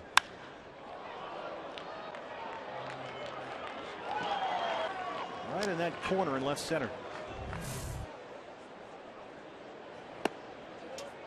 2-0. He's looking real hitterish up there against Mr. Bergman. I'm not sure if I can put my finger on why, but there are certain times a hitter just looks like he is so in rhythm with an opposing pitcher. Something good about to happen. Well, first, he's got to get something to hit. It's 3-0. And remember, he is one walk away from breaking Gonzo's Diamondback record. Somewhere Luis Gonzalez is screaming, pitch to him. He gets it up in the air to left center field. McBride and Blackman over there. It's McBride.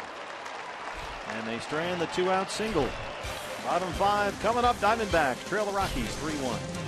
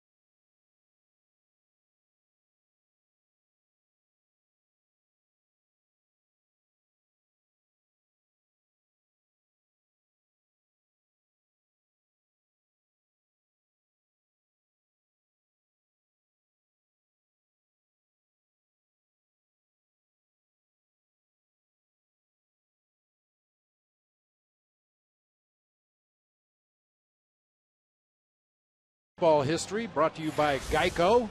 The longest game in American League history. Philadelphia beat the Red Sox 4-1 in 24 innings. Both starting pitchers went the distance. Jack Combs and Joe Harris. Wow. 24, huh? That's nothing. Probably threw about 300 pitches or more each. Well, we're going to do at least 18 today. Unless we had a break in between. Christian Bergman on in relief of Kyle Kendrick. Diamondbacks trying to get Ruby De La Rosa some runs. They trail at 3-1. Ruby is usually getting a lot of run support. His run support actually 5th best run support average in Diamondback history. But not a whole lot tonight. Off the glove of Lamb. Owings tries to recover it short, and they get him. There's some COD. Chris Owings at shortstop. Nice play, CO.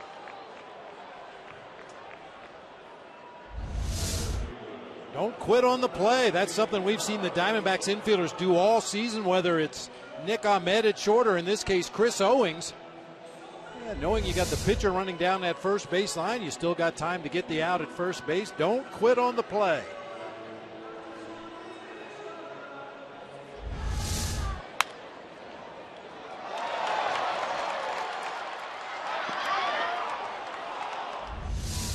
Stretch by Goldie. Here's Charlie Blackmon. A single and a strikeout. Lamb in a step or two at third. Charlie Blackmon single back of the first. Extended his home hitting streak against the Diamondbacks to 10. This is his 25th career home game versus Arizona. And in those games, he's hit .430. It's a fly in the ointment.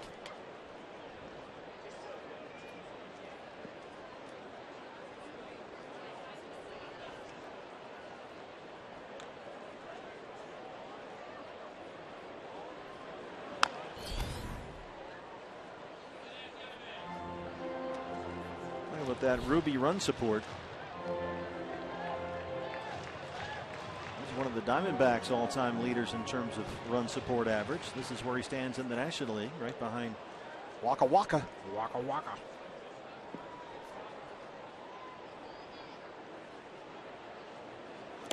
One pitch misses. It's 3 balls and a strike.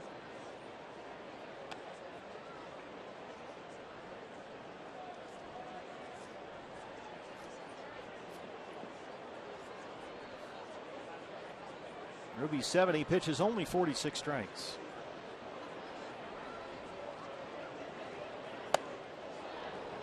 Took something off that time. Blackmon swung out of his shoes. Charlie doesn't usually get cheated. Sometimes with 2 strikes he'll cut down on his swing a little bit, but it's a typical Coors feel, the hack right there. Swing hard in case you get it up in the air.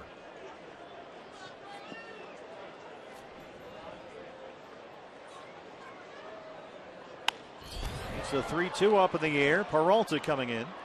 2 down.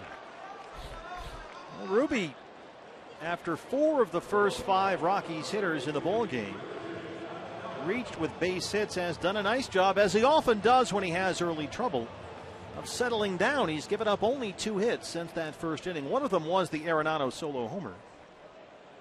But for the most part, he's done a very nice job of finding his rhythm after a very rocky start. Cristian Adames, the shortstop.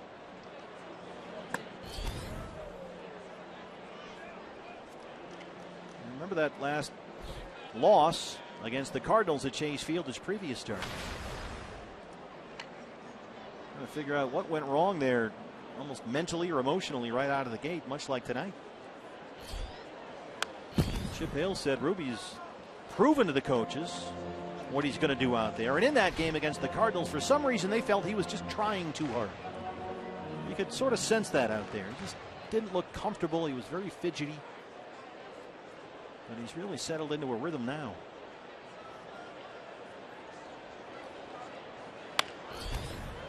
And because of the way he's pitched all year, Chip was more than ready to write that last start off versus St. Louis. Just throw it out. And he said Ruby deserves the benefit of the doubt because he's pitched very well all year long. He's been the horse.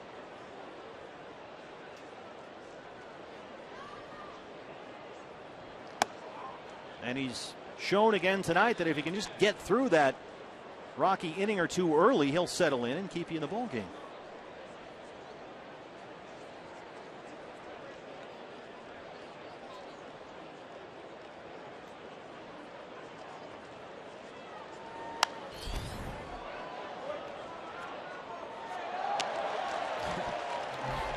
Him a horse, occasionally a racehorse. You've seen them when they take him up to the starting gate and try to get him to go in there. Some of them just don't want to go in. That's a great analogy. You know, and I think sometimes Ruby, for whatever reason, just lets things get between his ears a little bit too much and just fights himself too much out there on the mound.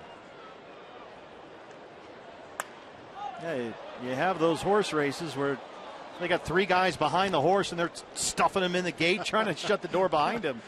Ruby acts like that thoroughbred sometimes. But then once you open up that gate, he can run.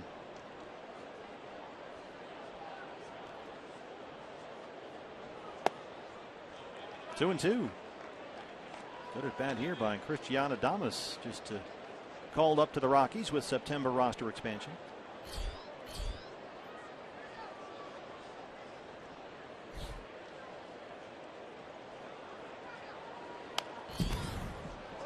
.99 miles an hour he gets a piece to stay alive. Just about got by him that time. He's chased a couple pitches up there, led her high in this at bat. Just gets a piece of that one.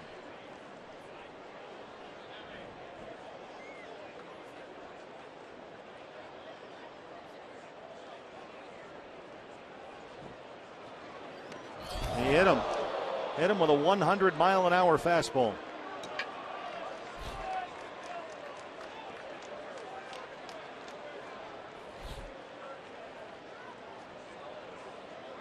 Adames had fouled off a whole bunch of pitches. Ruby looks like he just got fed up. Well, with the velocity there, you get the feeling he just tried to overthrow one. He got a piece of the fastball before up in the zone. I think Ruby thought if I can add another tick or two on that fastball, maybe I can blow it right by him. He just overthrew that ball. Well, this is where he's got to get the focus and get his mind right again, because you don't want to make a mistake to Carlos Gonzalez. He's 0 for 2 tonight. 31 home runs.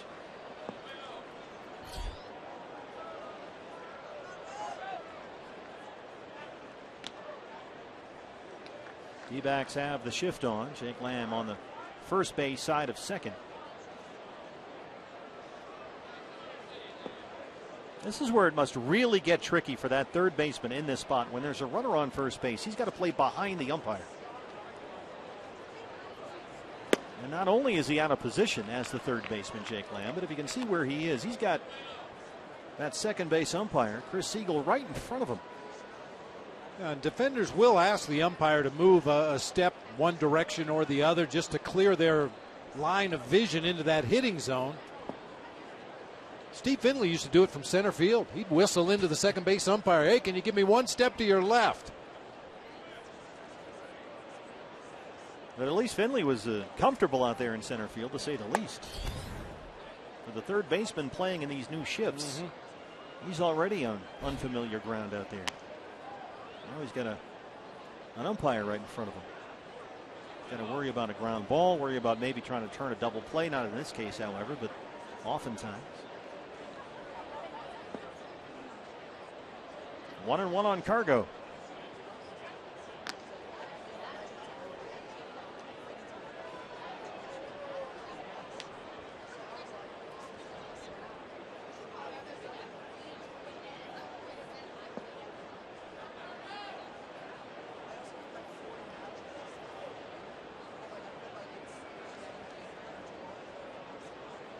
Adames holds at first. That one's fouled off.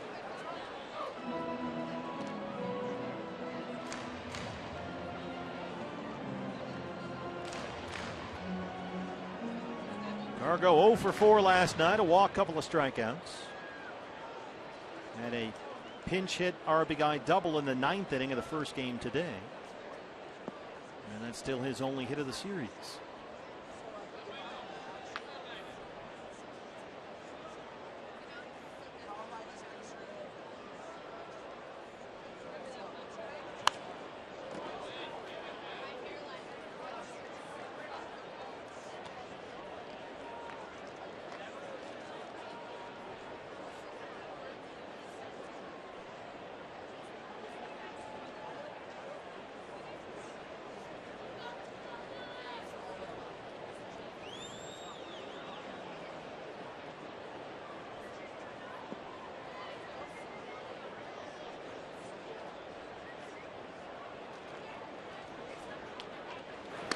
Ruby has really had to fight to get through this 5th. He got 2 outs. He got Bergman and Blackman. Adames fouled off a whole bunch of pitches before he finally hit him. He's got a lot of throwovers at first with Adames over there, and now he's 1-2 on Cargo.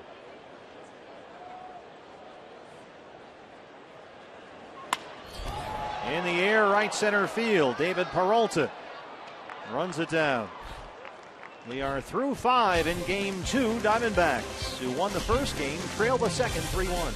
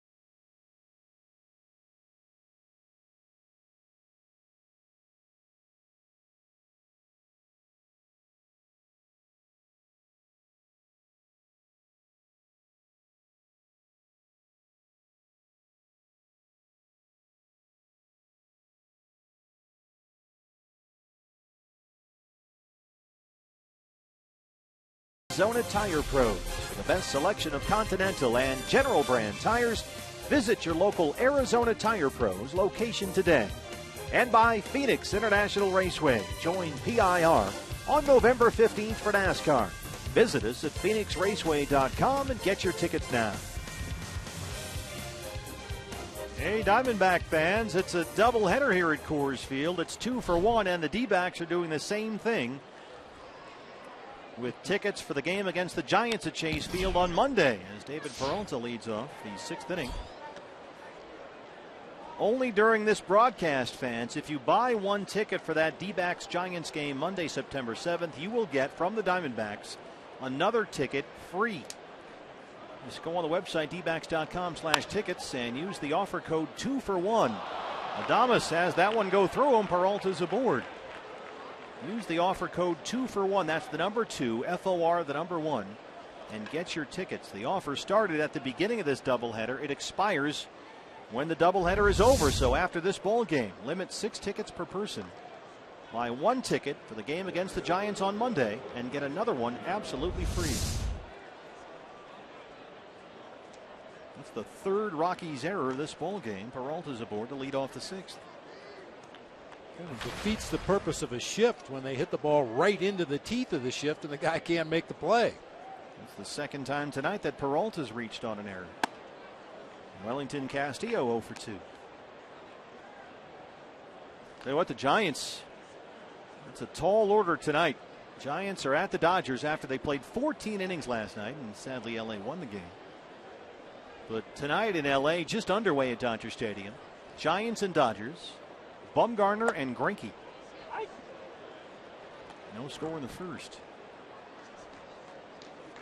Might be a little small ball in that game tonight. If you get a runner on, got to find a way to move them around.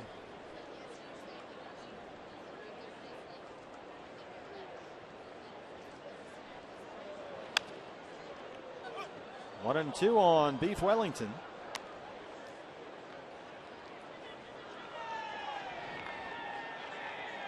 It was a late one last night. Went back to the hotel and watched the end of that ball game on the old computer.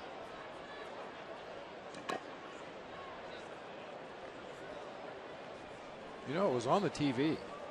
Was it? I never turn on the TV. I can never figure out how to make it work.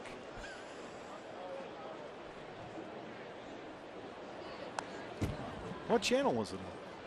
I don't know. You don't know. See, you don't know. I was just flipping channels. Well, because in the hotel, then you got to find the chart that tells you where everything is, and that's the whole thing. You got to look for that. You got to find the remote. I like to be an adventurer. I just start flipping channels, and I landed on the Giants Dodgers, but I couldn't make it to the end though. I conked out in the 13th. So did the Giants. Yeah. I'm told it was on the MLB Network. They usually have that in the hotels where we are, which is a great service. MLB Network does a terrific job.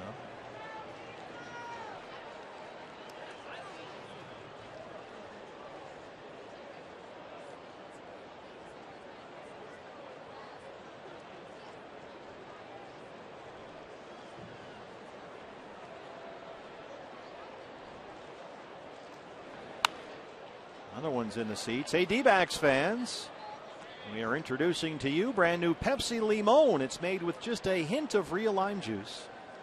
That means it's got a little bit of lime and a whole lot of flavor. Pepsi Limon. Pick up yours today. Now available at your local retailer.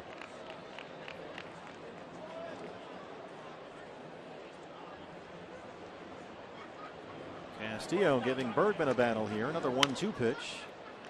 It's a fair ball at third. Arenado on the short hop, and he starts the double play. Cut it out. I mean, he's throwing on the short hop, mind you, on a softly hit ground ball across his body and really behind him because he was charging in on that play, and they get the double play. Puts it right on the money to Daniel Descalso at second base, who does a nice job of turning it over himself just in time to get Wellington Castillo at first. Last 10 games, the Diamondbacks have now hit into 16 double plays. Seems like they've all been started by that guy. Jake Lamb is singled and walked.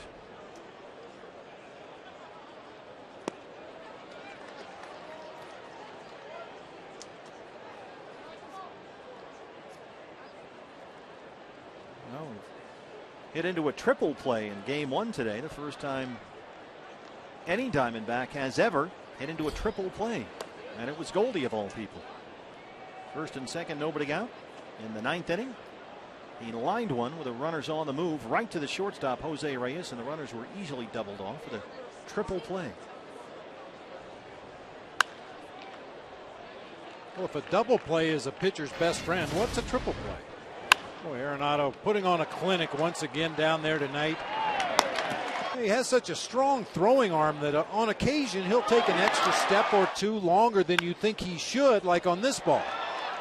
I mean, he ran that into foul territory, an extra 3 or 4 steps in, still had plenty of time to get the guy at first.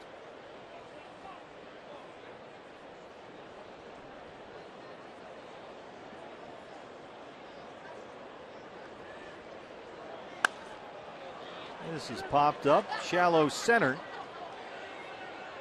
Blackman calls everybody on, and that's the inning. Diamondbacks trail the Rockies 3-1.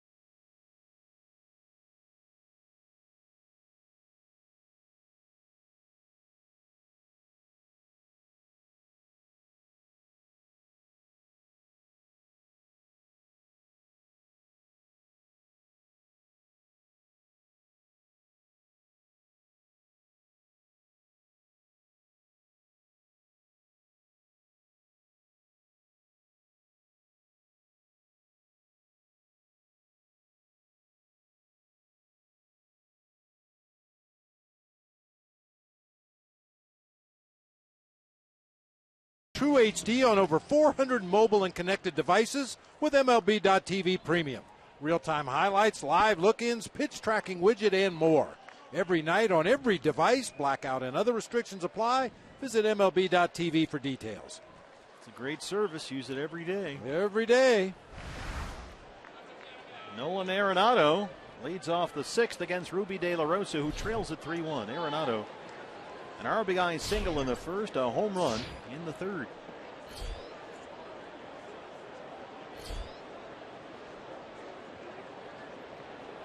Here's one for you. Nolan Arenado said earlier this year he wants to be a dude. A dude? Yeah, he wants to be a dude. And by that he said he meant a guy that can help the team win. Like Arenado said, Mike Trout's a dude. And somebody said, all right, well, who are other dudes? And he said, well, other dudes, there's Adam Jones in Baltimore, there's Clayton Kershaw. He said, those are the dudes, those are the big dogs. And he wants to be a dude and a big dog. Goldie would classify as a dude. Dude. Well, I definitely think Nolan Arenado is on the right track to be a dude. But he sort of went on to explain that what he means by the dude and the big dog and the all-star, all that, but it's also the guy who is so good he becomes the leader of his team by setting that example. And Tulo was the dude here, and he and Arenado were very tight. And now Tulo's gone. He's in Toronto, so Arenado is the dude. The dude. And the dude abides. Dude abides.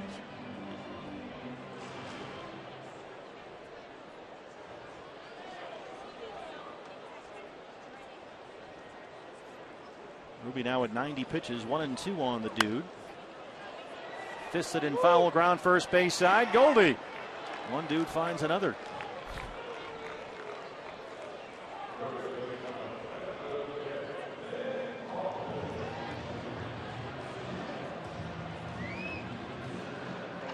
If you ask Goldie, he'd say, I don't want to be a dude. I just want to be one of the guys. Well, forget dude. He's about to be a dad. Yeah. Any minute now, ain't he?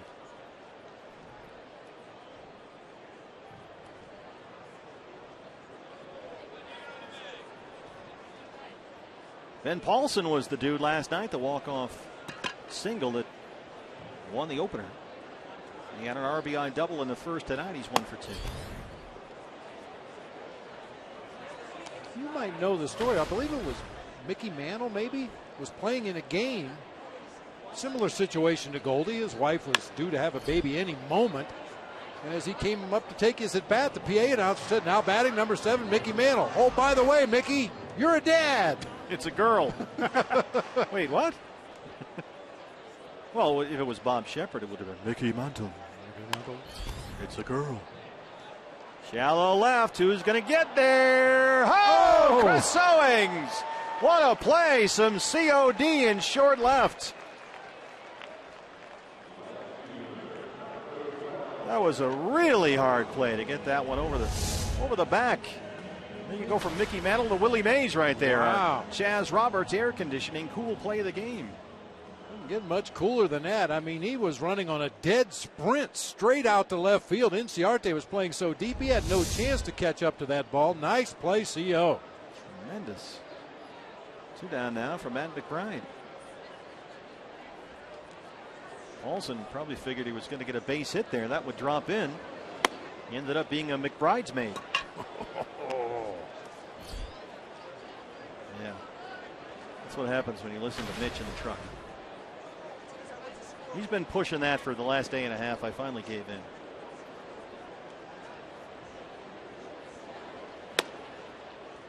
Oh, and 2.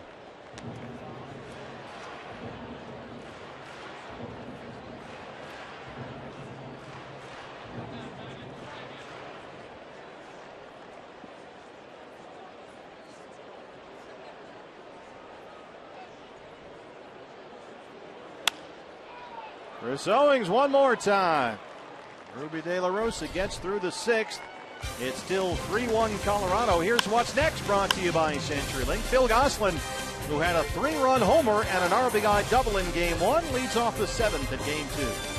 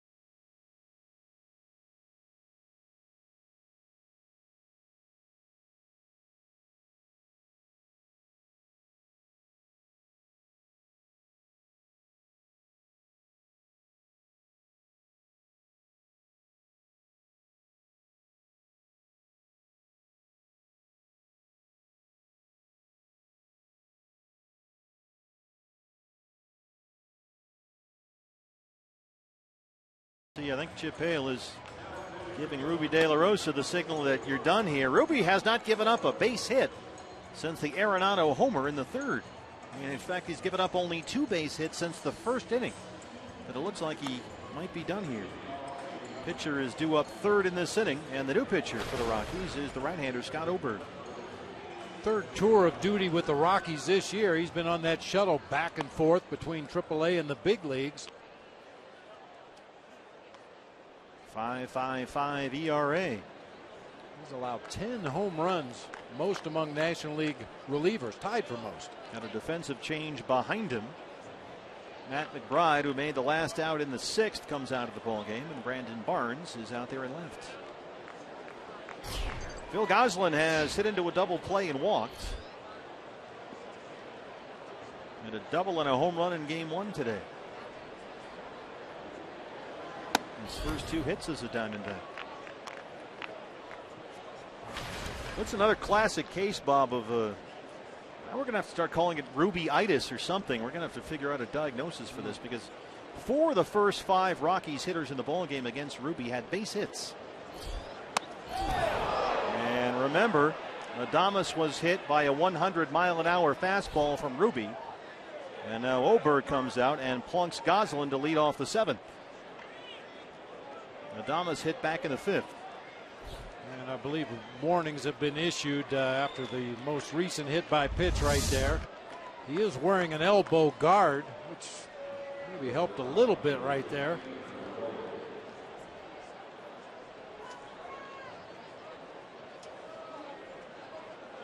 Now you can see Todd Tishner out there warning both the benches and the pitcher. So each side has hit a batter. Hopefully that's the end of it. Gosselin aboard to lead off the inning, and here's Chris Owings. And Aaron Hill is in the on-deck circle. Pitcher spot is due up next.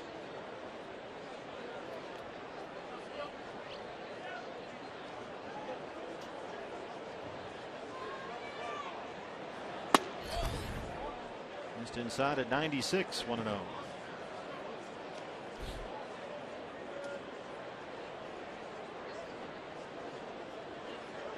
Aaron Hill's been out with a bruise on his hand. Remember, he took that ground ball off the hand over the weekend against the A's. Sat out a couple of games. He's also got a hamstring situation, Chip Hale says. So at this altitude, they're being very careful with Aaron. They don't want to aggravate anything in the hamstring. So we haven't seen him yet in this series. He'll hit for Ruby, it looks like, here in the 7th.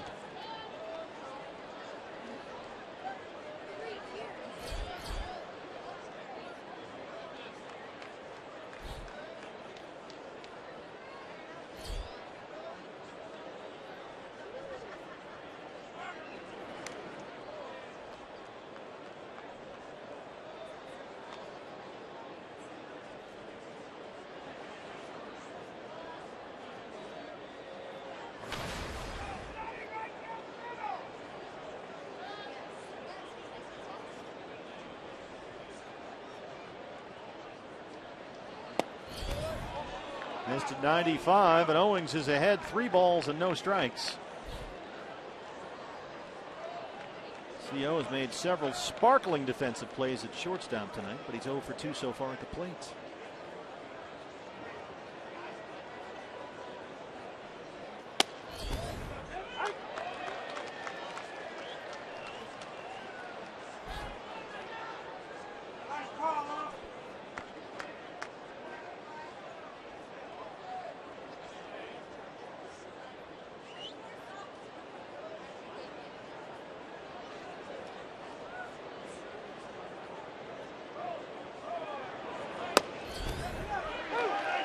Full count, 3-2. That's another case, Bob, of CO looking at a 3-1 pitch right down the pipe. Now, the way he hits fastballs, especially in this ballpark, that's a pitch on which he could have done some damage. Full count. Gosselin takes off. CO hits it toward the right field corner, but it's drifting in the seats.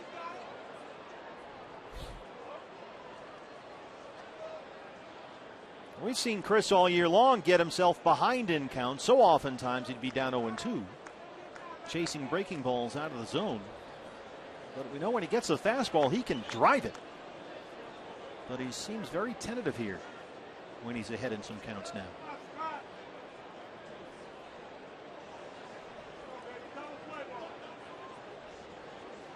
Goslin takes off again. It's ball 4.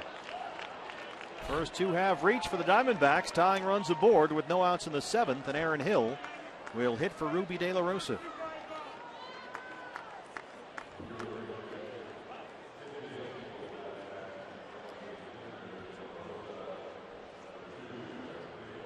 Steve Foster, the pitching coach.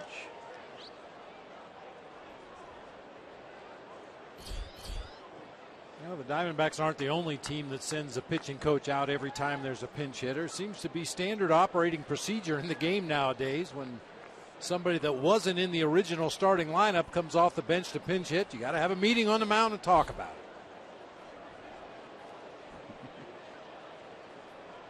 Bad short-term memory. Goslin is the runner at second. Owings at first. Nobody out for Hill. Aaron at .231 on the year, 5 home runs. He is batting .320 as a pinch hitter this year.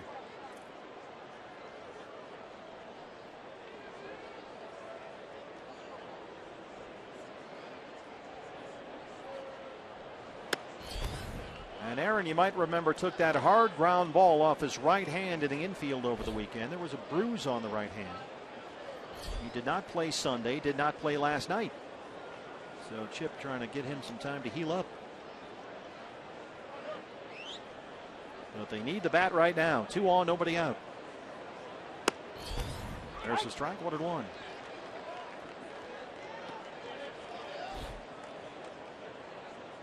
Boy, we see this all the time, partner, and I really, for the life of me, don't understand why teams play Aaron Hill to hit the ball the opposite way in the outfield. I mean, look where Barnes is off that left field line. Big gap in left center, big gap right down the left field line. I mean, for me, Aaron Hill is a dead pull hitter. With 2 strikes, he's more likely to go to the opposite field, but when the count's in his favor or even, he's looking to jerk pull something down in that left field corner. I mean, look at that. It's not like that information you see right there is not out there.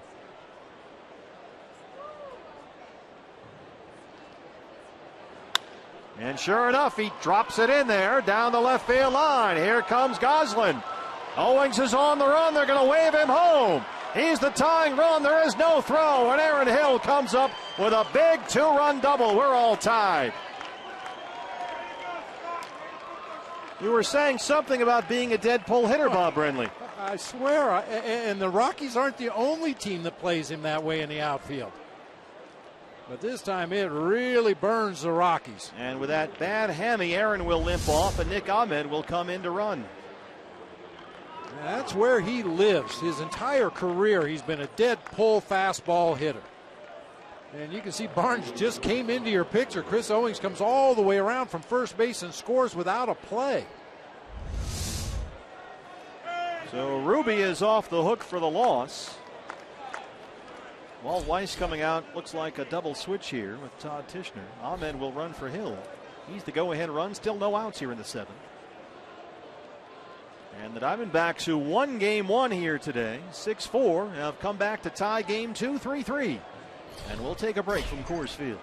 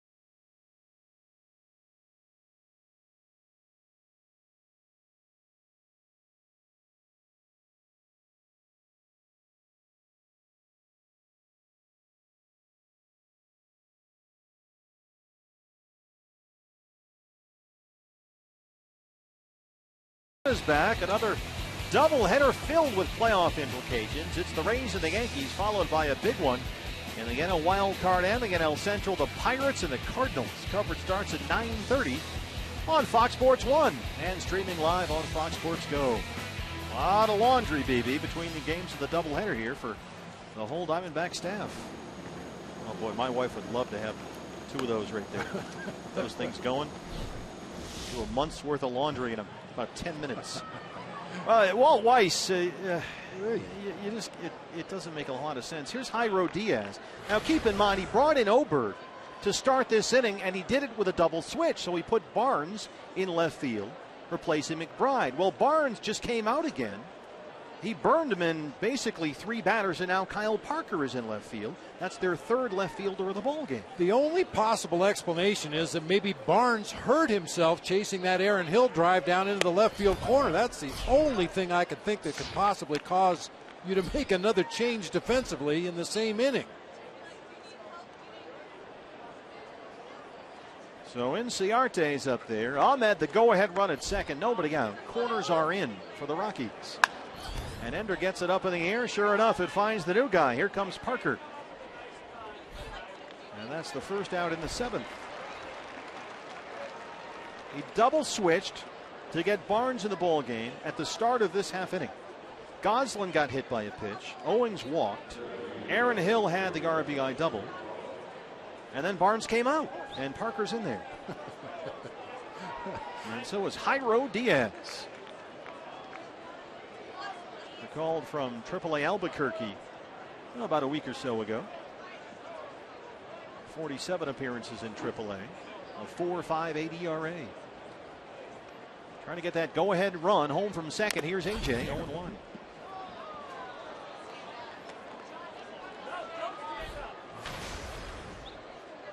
Pollock singled his last time up. He's 1 for 3. AJ walked and tripled in game 1 earlier today. Ahmed running for Hill after Aaron Hill's game-tying 2-run pinch hit double.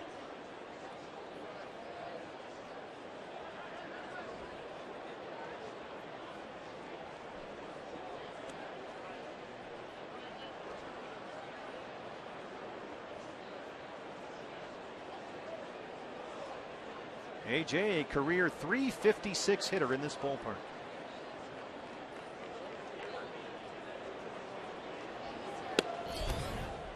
.98. Jairo Diaz can bring the heat. Converted catcher. Converted from the catching position to the pitcher's mound in 2009. Yeah, when you throw 98, I'd rather see it on the bump than behind the plate.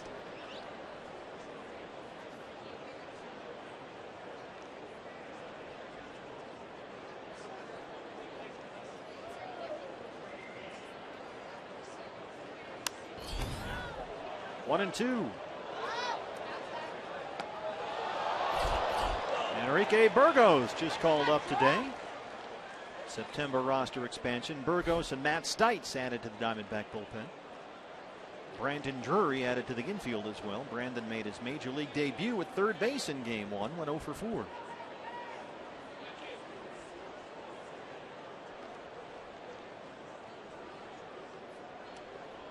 One and two on Pollock. Ahmed at second. Right center field. Carr goes out there at the track, at the wall, and there it goes. A.J. Pollock, a 2-run homer, and it's 5-3 Diamondbacks.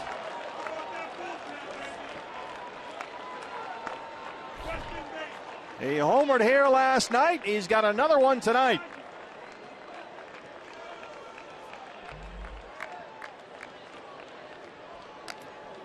Five runs again, more tacos. It's a 4-run D-back 7th. And here's Goldie.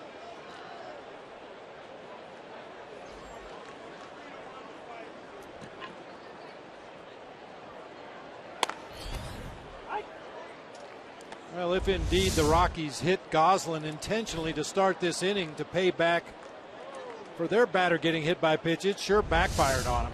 It started a whole big mess of things. AJ, a paltry 390 on that one. That shouldn't even count. No. We have seen some tape measure shots in this series so far. One of them by Goldie back in the first, his 27th of the year. 1-2 now. It's so funny, too, because I spent a lot of time with Dusty Baker as a teammate, as a coach on his staff, managing against him. And we used to have a lot of conversations about Hank Aaron. And Dusty used to say that Hank Aaron, if the fence was 345, his home runs would go 347. If it was 390, they'd go 392. It's a little roller to shortstop. Adames behind the bag. But not only did the Diamondbacks get Ruby De La Rosa off the hook for the loss, he's now in line for the win. The way he settled down after that first inning, he deserves it. One more look at the AJ homer. Not your prototypical home run swing. Reaches out there, kind of one-hands it to the opposite field, but got a lot of backspin on it. It just continued to carry until it ended up in the Rockies bullpen. It's AJ's 4th career home run in 27 games in this ballpark. A little bleeder that drops into center, a base hit for Peralta. Well, things aren't going well for Jairo Diaz.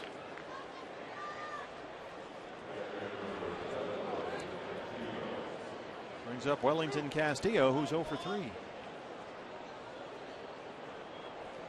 Don't stop now. We've seen enough games in this ballpark to know weird things can happen late. Just keep tacking on whenever you can. Castillo, the 8th man to bat in this inning for the Diamondbacks. 4 runs are in. They lead at 5-3. They've now out-hit the Rockies 7-6. Adames at shortstop one more time. The short way for the force on Peralta. But Aaron Hill comes up with a game-tying pinch hit 2-run double. AJ follows with a 2-run homer, and it's 5-3 D-backs.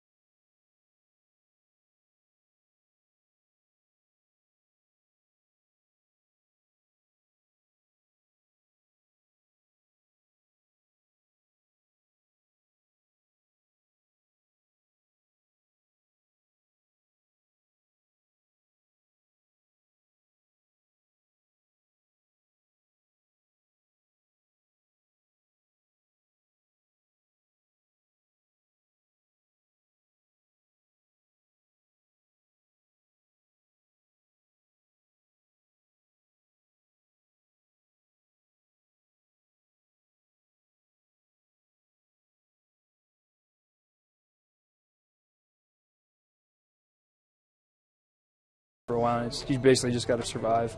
It's tough to stop the snowball effect sometimes, and the outfield's so big and the ball flies, and then sometimes because it's so big that bloopers seem to fall in. It's just tough to stop sometimes, but luckily I was able to miss a couple bats and get out of there with only giving up 1. And there's Daniel Hudson, who got the save in Game 1. It was his 3rd of the season. The question to Huddy right there was just how tough is it to get 3 outs in this park? He said it is very hard, and there he is in the pen. Matt Reynolds there as well, and guys, we've seen that. We just saw what the Rockies did, Oberg and then Diaz. It's difficult, and the Rockies have shown that ability over the years to put up runs late in a game. But that's the challenge. 9 outs here, and Enrique Burgos on for the 7th. Back up from the minor leagues with September roster expansion. Burgos with the Diamondbacks this year, 22 appearances, including 2 saves. He got a lot of big outs at the big league level for this team earlier this year. Was used a lot, then fatigued, a brief stint on the DL. Defensive changes behind him. Chris Owings moves from shortstop to second, replacing Phil Gosselin. And Nick Ahmed, who came into the ballgame to pinch run for the pinch hitter Aaron Hill, will play shortstop. Good to have Enrique Burgos back. He showed us a lot earlier this year. Daniel Descalso leads off the Rockies 7th.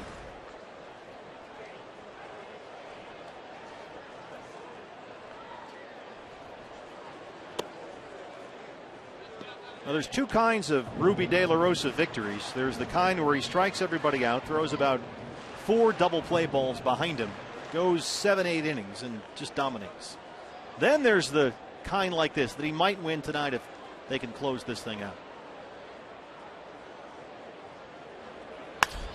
Hard to second. Sure enough, Owings in a new spot, kicks it, and Descalso's aboard. It's amazing. Either the new guy that just checked in gets the one, or the guy who just moves to a new spot gets the first one. And he literally did kick this ball. It hit his glove, dropped down to the ground, and then he kicked it with his left foot far enough away that he couldn't recover in time to get Descalso. And he has made spectacular plays all night long at shortstop. First one at second base, E4. Here's Dustin Garneau. The rookie catcher 0 for 2.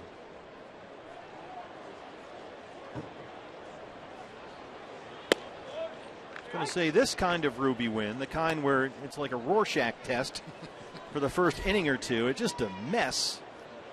And then after that, almost nothing. And if you look at the first inning for the Rockies, when 4 of their first 5 batters had base hits, they got 2 runs across. After that, Ruby gave up only 2 hits the rest of the night. One of them was the Arenado homer. But for the most part, he shut Colorado down after that first inning, and now he's in line for the win. I much prefer the first type of Ruby win than the second. We like that Ruby a lot. A lot less maintenance, but he'll take the W either way.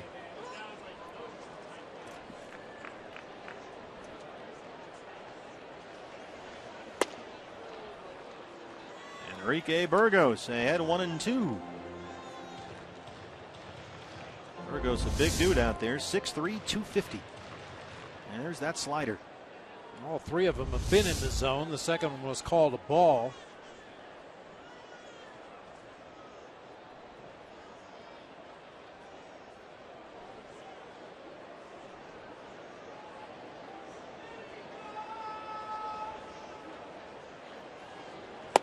Got him.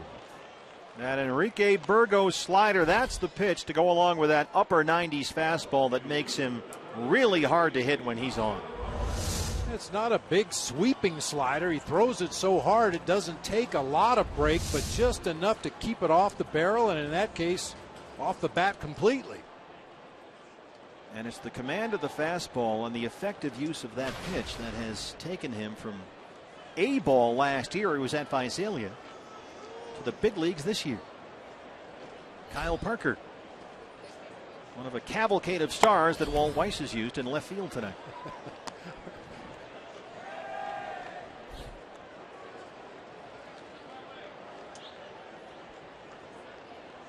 And they're in relief of Barnes, who was in there in relief of McBride.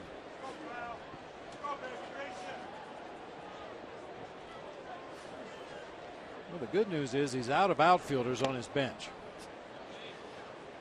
Double switched him in there for 3 batters and then got him out.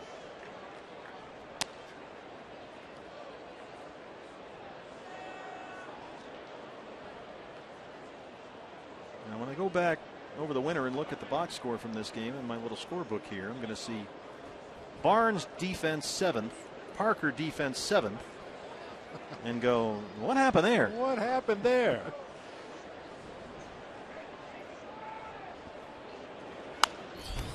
One and 2, 97 from Burgos. Enrique Burgos, 10 appearances with AA Mobile this year, 15 at AAA Reno. And between the 2 levels, a 3.70 ERA and 11 saves. Last year at Visalia, Class A ball, he led the Cal League with 29 saves and put up some big strikeout numbers. There's another strikeout. They got Garneau and he gets Parker. Speaking of the farms, let's take a look at our State Farm report of the ball game.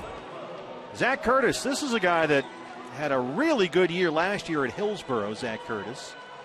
And in fact, minorleaguebaseball.com at their All-Star break handed out their mid-season awards, and Zach Curtis was named the best minor league relief pitcher the first half of the year.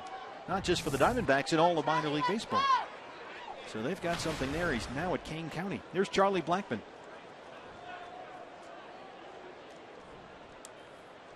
Gracie can tell you a lot about Zach Curtis. He had him last year in Hillsborough. Blackmon singled into first. He's 1 for 3. Another busy year in the minor leagues for the Diamondback system. 4 of the teams advancing on to the postseason. Missoula, by virtue of winning the first half, will go to the postseason. Hillsborough also won the first half in the Northwest League. Kane County just stormtrooped everybody in the second half in the Midwest League, and Visalia in the Cal League won the first half. That Kane County team must have been a lot of fun to watch this year. 42-19 when I made this note. That's been a while ago, but yeah, just running away with that second half. Now, do you value postseason series in the minor leagues? I'd like the idea of guys getting in the habit of finding ways to win at any level. I mean, yeah, postseason's nice and trophies are nice at the minor league level, but you know, really the minor leagues is for development. You want guys to get their at-bats, get their innings pitched, learn their craft, move up to the next level, do it over again, and eventually make their way up here to the major leagues. And I don't think it's a prerequisite that you win at the minor league level, but certainly it doesn't hurt anything. I saw Burgos really spot that fastball beautifully at 97 on Blackmon. I thought it was outside. A little word now with Todd Tishner. There's Brandon Drury. Oh, by the way, Kane County 44-20 in the second half. Uncle. They're pretty good. Another product of the Diamondback system. Made his major league debut in game 1. 1-2 on Blackmon. Got him. Enrique Burgos had the error by Owings and then got 3 straight strikeouts. Garneau, Parker, and Blackmon. See you later. When you go to the 8th, it's 5-3 Diamondbacks.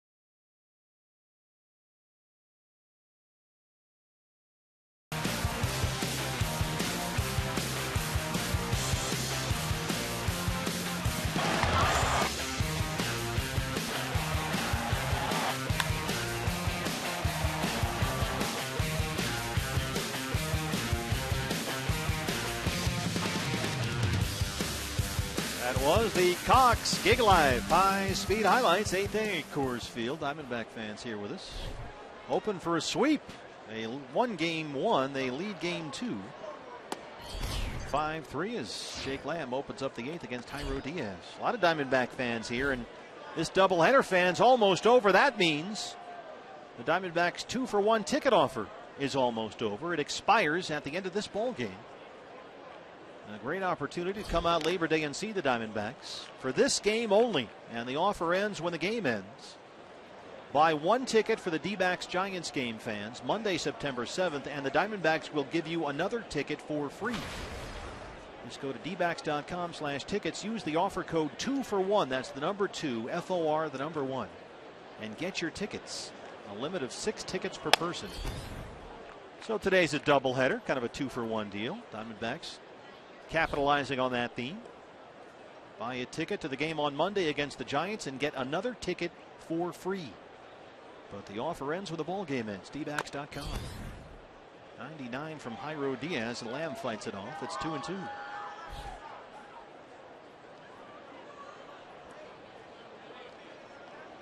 Jake has singled and walked tonight.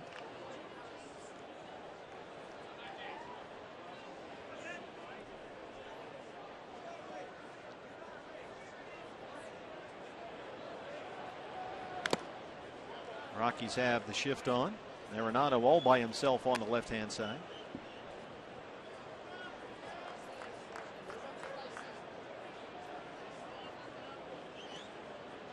You know he loves this, Nolan Arenado. He's got that whole side of the infield to just run crazy. And he'll get to just about everything over there.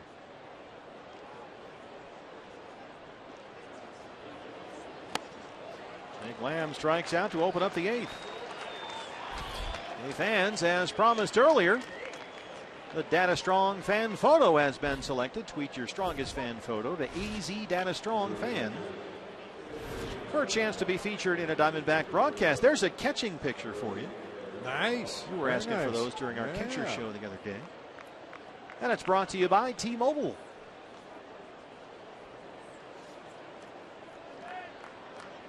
Jared Saltalamacchia. Pitcher spot is 7th in the Diamondback order after the double switch. Salty started game 1 behind the plate and had a home run, his 5th of the year. That was initially ruled foul, but it was clearly about 8-10 feet inside the foul pole. And while the umpires were reviewing this, which is clearly a home run, Chip Hale was ejected. Arguing with the plate umpire Tim Timmons, who was not working the second game of the doubleheader. So a home run for Salty.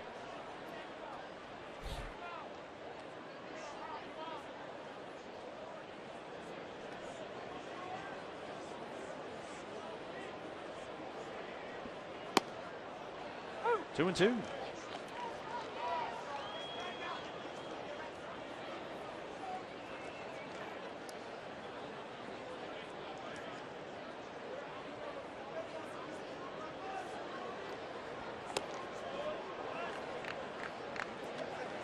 Full count. He's been a really good pinch hitter this year.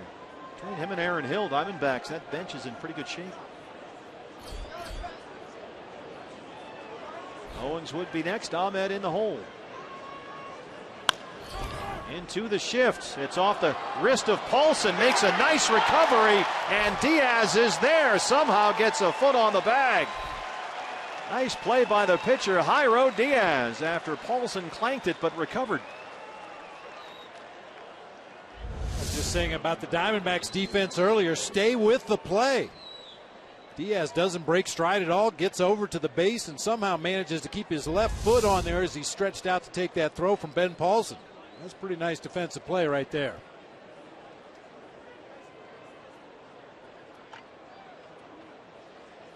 And they'll give Jairo a moment here to collect himself. He's fine, he says. Yeah. Might want to get him a Barca lounger out there or something. He ran 45 feet. Goodness, let's stop and let him catch his breath. Well, we are at altitude. Chris Owings walked and scored his last time. You don't ever see him walk out to A.J. Pollock after he's run one down in the gap on the warning track and give him a moment to catch his breath. Are you all right?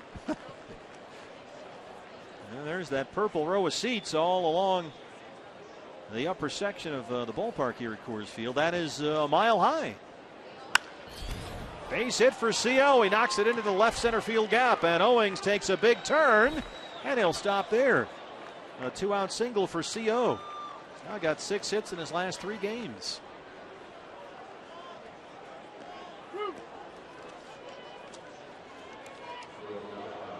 Hey fans, tomorrow, West versus East, as the Phoenix Mercury take on the Washington Mystics. WNBA coverage starts tomorrow at 12:30 right here on Fox Sports Arizona. This Mercury, they put on a great show. Another mound visit, Steve Foster. Well, Nick Ahmed was not in the original starting lineup. He came in to pinch run for Aaron Hill in the 7th inning, so we have to review the scouting report. Well, Ahmed had a triple and a double in the first game today. Got the start at shortstop.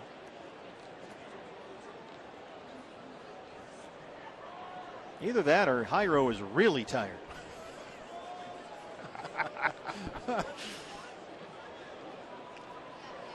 Nick barreled up a couple of balls in that first game, found some gaps. Hit one to left center, hit another one that tripled to right center field.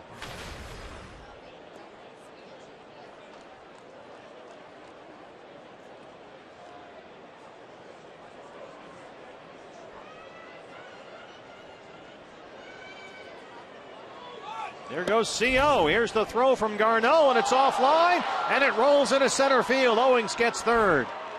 Well, the Rockies have really played a sloppy defensive ball game here tonight. They've already committed 3 errors.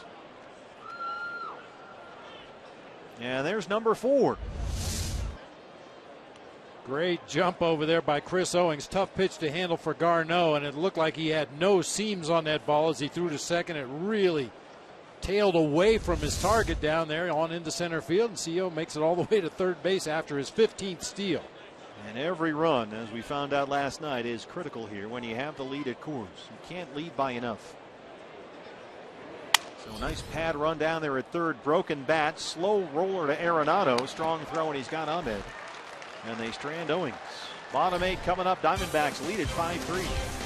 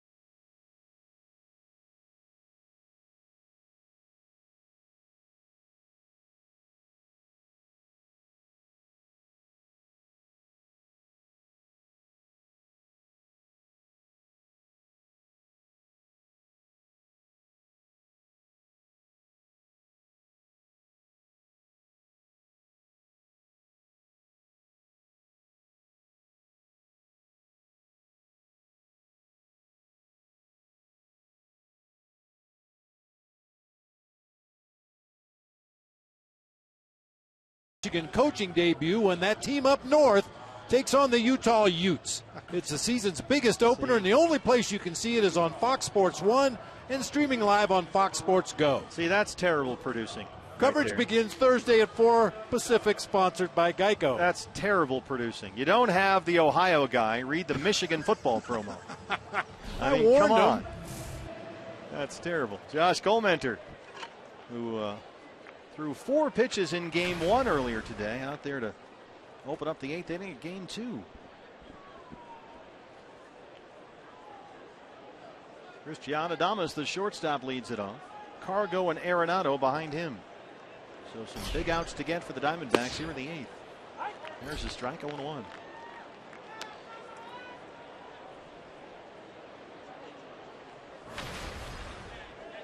That school up north.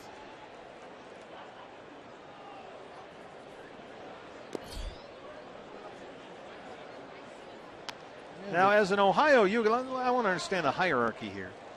As an Ohio U guy, are you almost by association a Buckeye fan? Does that work? How does that work Everybody exactly? that's born in the state of Ohio is born a Buckeye fan. Whether you go to Dayton or Ohio U or Kent State, until you get old enough to pick a college of your own, you're a Buckeye fan. It's just the way it is. All right. And then there's the natural rivalry with the school from Ann Arbor. Sure. And given the prowess of the football teams when I was attending Ohio University, it was easy to continue to root for the Buckeyes. Or a lack of prowess. They were prowess challenged. I tell you, it was so bad when I was going to college at Ohio U that the football coach used to come to baseball practice and try to raid the program. I bet. Yeah, you look like a big guy. Did you ever play football? Yeah, a long time ago, but I ain't playing for you. We were busy breaking all of Mike Schmidt's records. Nick Ahmed. There's that quick release to get Adames. He gets rid of the ball so quickly. It's almost all in one motion, and the throw is almost always perfect. I have to admit, the first time I saw Nick in spring training, and I had not seen him before, I thought he had a very funny throwing motion. Kind of unusual for a shortstop, and I didn't know if it was going to play at that position, but man, was I wrong. You know who it reminds me of? Dan Marino. Really? You remember Marino had that unbelievably quick release. Just boom, the ball was out of his hand. And he's kind of got the same motion as Dan Marino. I mean, this is picture Dan Marino in a Dolphin uniform, number 13, coincidentally, throwing a football. I mean, you got to see it really full speed, but it reminds me of Marino back there.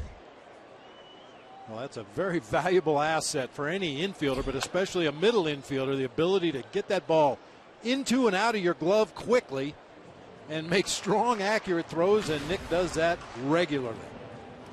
And he does it whether it's a ground ball right to short or if he's turning two at second base and he's got a guy underneath him and a bag and the whole thing.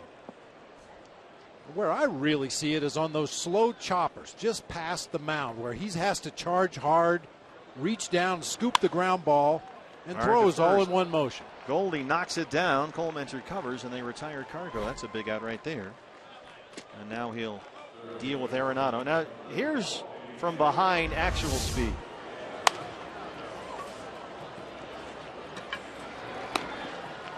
It's kind of like a three-quarter-ish quick release. Zoom.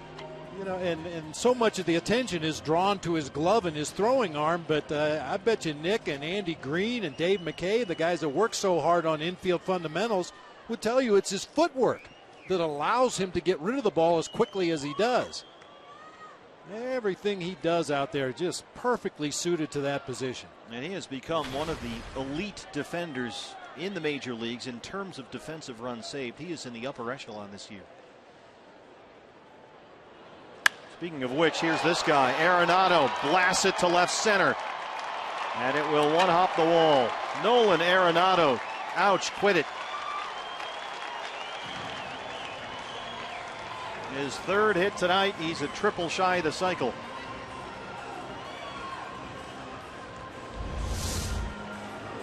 Leading the National League in homers and RBIs.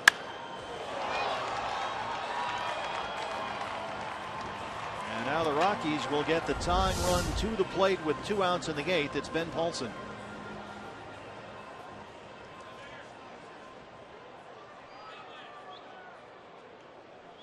Paulson, the walk-off winner last night. An RBI double in the first tonight. He's 1 for 3. He struck out twice in 2 at-bats in game 1. Coleman misses inside, 1-0. You know, we talk a lot about quick to it, long through it when referring to a swing. Watch how quickly his bat gets to the ball and then the extension out through the baseball. High finish behind his body. That's why he gets such great carry on everything he makes contact with. Bounce to first. Goldie backhands it. Coleman hustles over there, and they get a big out right there. They strand Arenado's 2-out double and will go to the 9th. Diamondbacks looking for the sweep.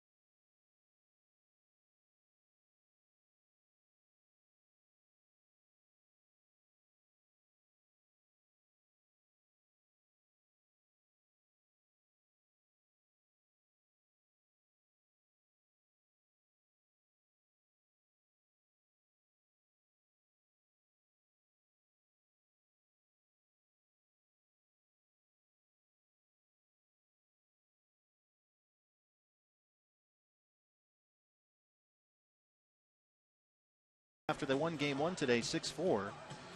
And it's been a day for home runs here today, baby. Goldie. This was Goldie in the first, his 27th of the year. Diamondbacks had a quick 1-0 lead. They trailed in the seventh. Aaron Hill got a 2-run double to tie it, and then Pollock a 2-run homer to take the lead. Jairo Diaz going, wow, how did he hit that out? Look of disbelief on Diaz's face as that ball sailed into the bullpen out there in right field. Lefty Boone Logan on for the Rockies, and he'll work the ninth. Inciarte, Pollock, Goldie for the Diamondbacks. Say it one more time. A couple more runs wouldn't hurt anything. You can't lead by enough here. Oh, man. Yeah, keep in mind, Walt Weiss does have some weapons available off the bench. He's got Jose Reyes, the switch hitter, Willeen Rosario, DJ LeMahieu, Nick Hundley. All dangerous hitters available off the bench. The good news is they got Cargo and Arenado. They got through them anyway in that eighth inning. Inciarte 1 for 4. He was on base 3 times earlier today in game one. Single, doubled, and walked.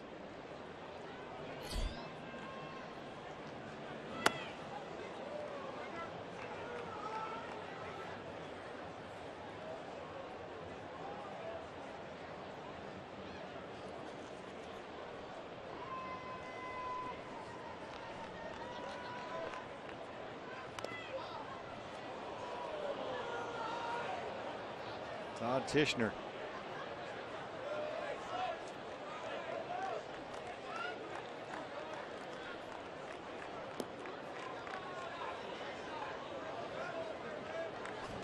Garneau will walk out to the mound for a pretend conversation with Boone Logan. Well, the plate umpire gets a moment. Garneau saying, boy, am I glad that didn't hit me. Tishner seems to be okay.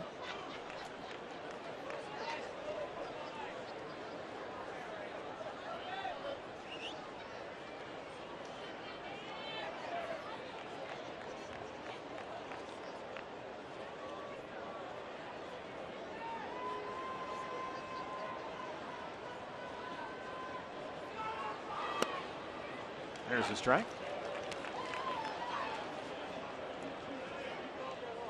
The scoreboard has 2 and 1. I'm not sure that's correct. I think it's 1 and 2. And that's exactly what Ender Inciarte is asking. Yep.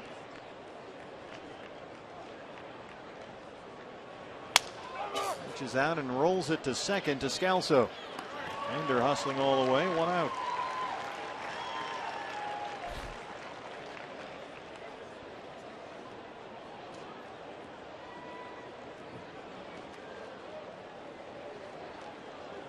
Walt Weiss. He's got 2 righties coming up, Pollock and Goldschmidt, so he's going to go get the lefty Boone Logan, who got his man. Pitching change in Colorado. Back after this.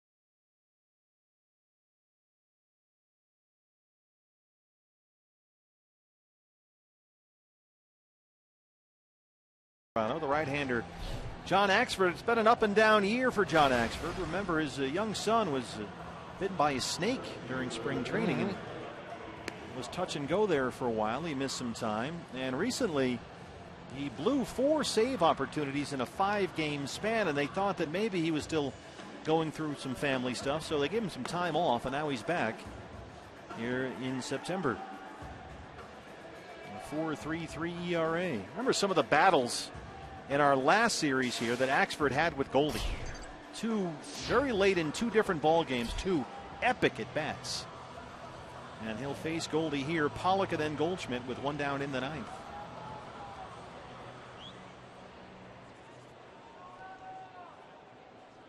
AJ a single and a homer, 2 for 4. He walked and tripled in game 1 today. And homered last night. It's been a good series.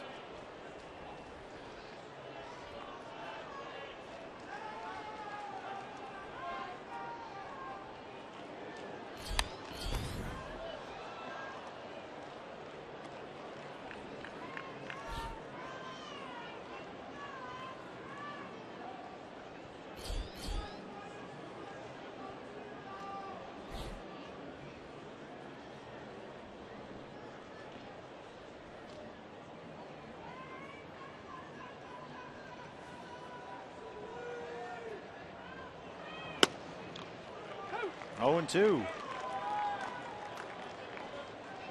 AJ just completed a sensational month of August. I know the National League Player of the Month ballots were filled out today in ballparks all over the big leagues. He hit .377 last month and put up some tremendous numbers. 98 upstairs. AJ in August played 26 games. Had 13 extra base hits, 13 RBIs, 10 stolen bases, and scored 24 runs. All while hitting about .380. And playing Gold Glove defense in center field. I mean, look at that. So here we are on September 1st, filling out Player of the Month ballots, and this guy should be the one who wins it.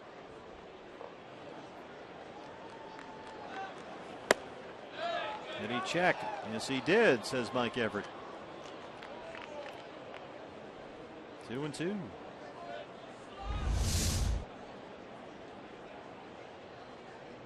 Barely. I never asked one manager, what about that particular call? Because there's nothing in the rule book about a check swing. And he would always go out to the umpire every time there was a close one and say, now you tell me what you look for on that play. And he said every single umpire had a different answer. Yeah. He strikes out Pollock, 2 down. Well, here comes Goldie, who in game 1 hit into the first ever triple play turned against the Diamondbacks. First and second, nobody out. Runners in motion. He lines it right to Reyes, and they double off the 2 base runners. A triple play. So Goldie, the first D-back in history to hit into a triple play, and the Rockies already have the baseball on display in the hallway out behind us here.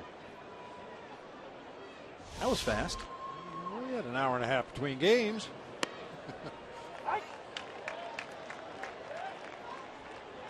We're looking at that double play again. LeMahieu could have just tagged the runner coming from first to second, but yeah, why not get everybody involved in a triple play?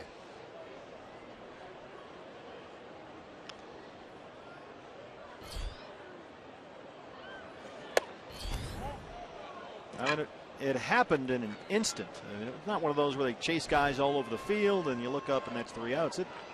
It was over in the blink of an eye. He hit the ball so hard right at Reyes.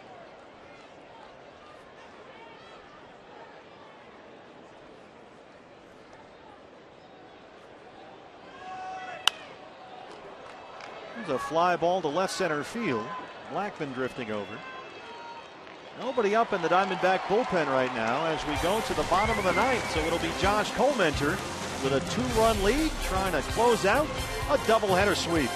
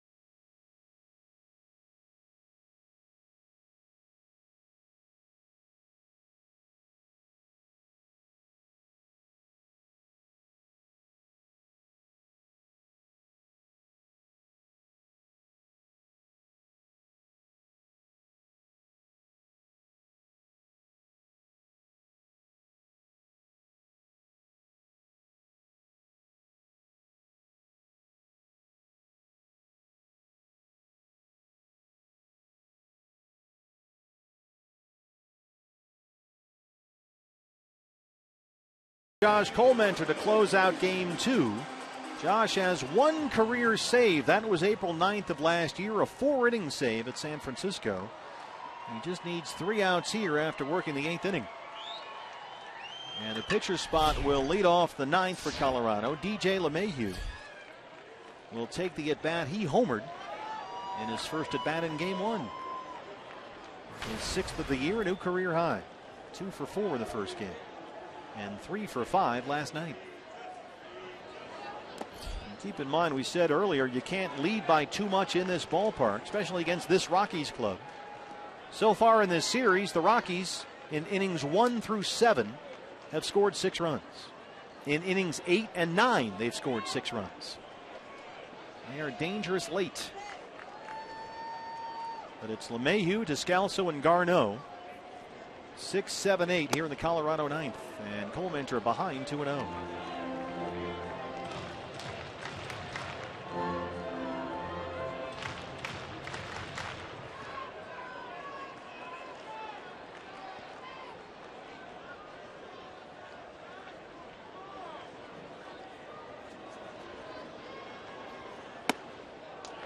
You can't use Brad Ziegler, who's thrown over 50 pitches in his previous 2 ball games.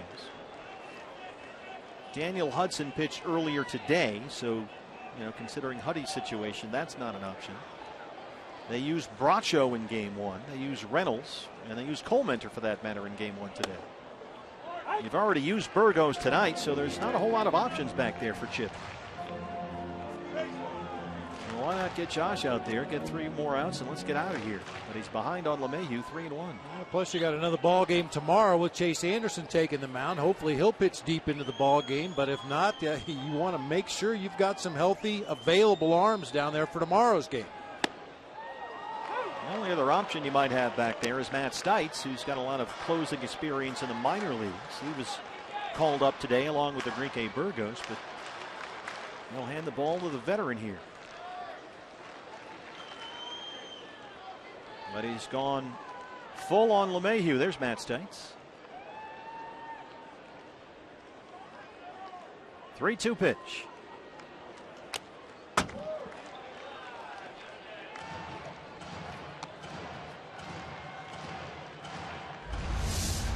LeMahieu may have chased ball 4 right here. Elevated fastball up there around the letters.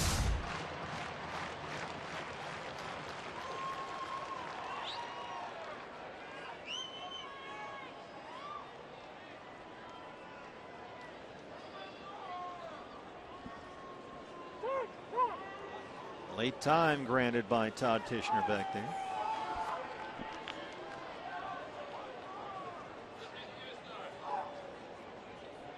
LeMahieu should be comfortable hitting here. Earlier this month, he was the first player in Rockies history to start at least 1 game in all 9 lineup spots in 1 year. Even batted cleanup. Off the fist, shallow right center. A long run for Peralta, and he can't get there. LeMahieu's aboard. He had it momentarily there on the sliding grab, but then lost possession. And now the tying run comes to the plate. Daniel Hudson talking about that earlier. The outfield has to play deep in this ballpark because of the way the ball carries, and occasionally these little floaters are going to drop in. Looked like it hit right off the heel of David's glove and then back up into his midsection. Cannot hang on.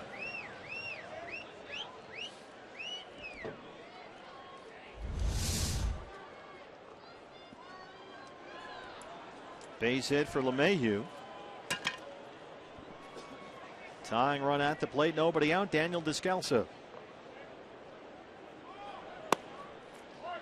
The rookie catcher Garneau is due up next, but the veteran catcher Nick Hundley has come out in the on-deck circle. Hundley had a couple of hits in game 1, including a double.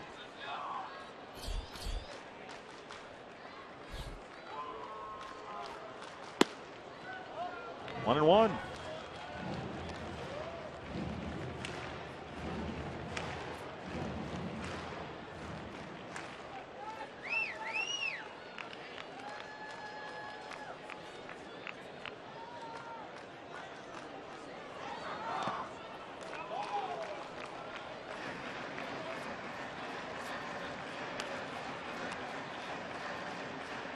No one throwing in the Diamondback bullpen.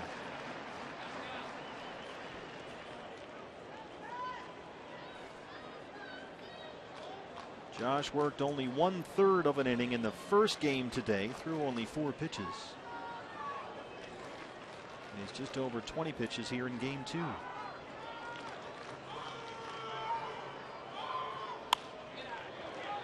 That's in the seats, 2-2.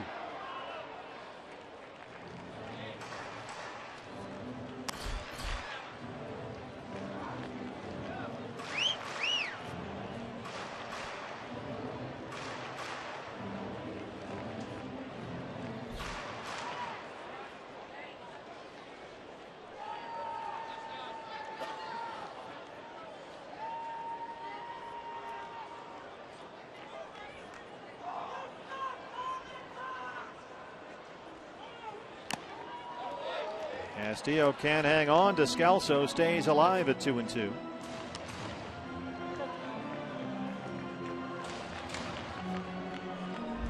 Always frustrating for a catcher when you can't hang on to that foul tip, but there's really nothing you can do. I mean, you got about a foot between the contact and your glove. There's no way you can make an adjustment on a foul tip, but you always feel like you should catch them.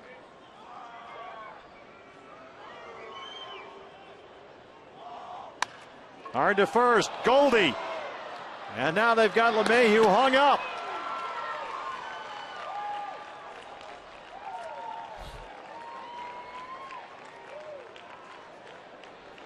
Well, the way Mike Everett made that call down at first base, it looked to me like Goldie must have picked it out of the dirt. Yeah. I don't know if that was in the dirt or not. LeMahieu thought it was a line drive. He was trying to get back to first base.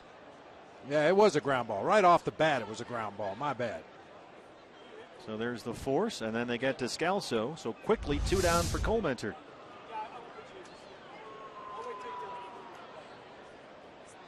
You can hear them waiting to announce Nick Hundley as the pinch hitter for Garneau.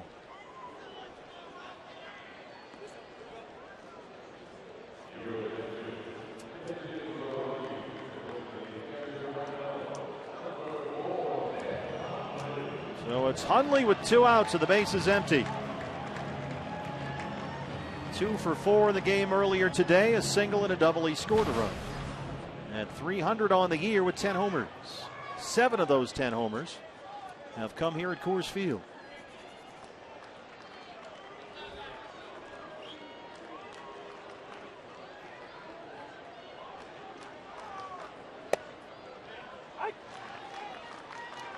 Dodgers are hosting the Giants. That was Bumgarner and Greinke. Right now, LA leads San Francisco 1-0 in the 6th inning. D-backs have a chance here to brush off last night's disappointing loss with a doubleheader sweep here today. And that'll set us up for the series finale tomorrow night. John Gray will go for the Rockies, their outstanding young pitching prospect, and Chase Anderson for the Diamondbacks. Diamondback Live pregame show at 5 o'clock. 1-2.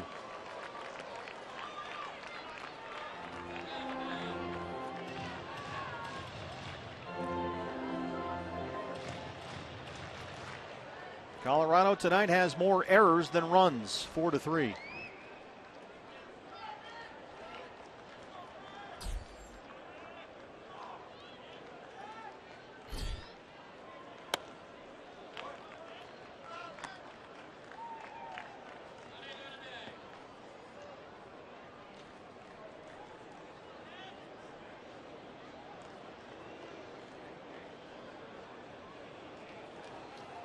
Kyle Parker, who homered in game 1 today, is on deck. He would be next. 2-2 on Hundley. He went, called strike 3. Mike Everett rings him up, and the Diamondbacks win the ball game and sweep the doubleheader here in Colorado. What a bounce back after that really disappointing loss last night, for the team to come back the way they did with the energy they showed in 2 ball games split this afternoon. And for the first time in their history, they sweep 2 doubleheaders against one opponent in the same season.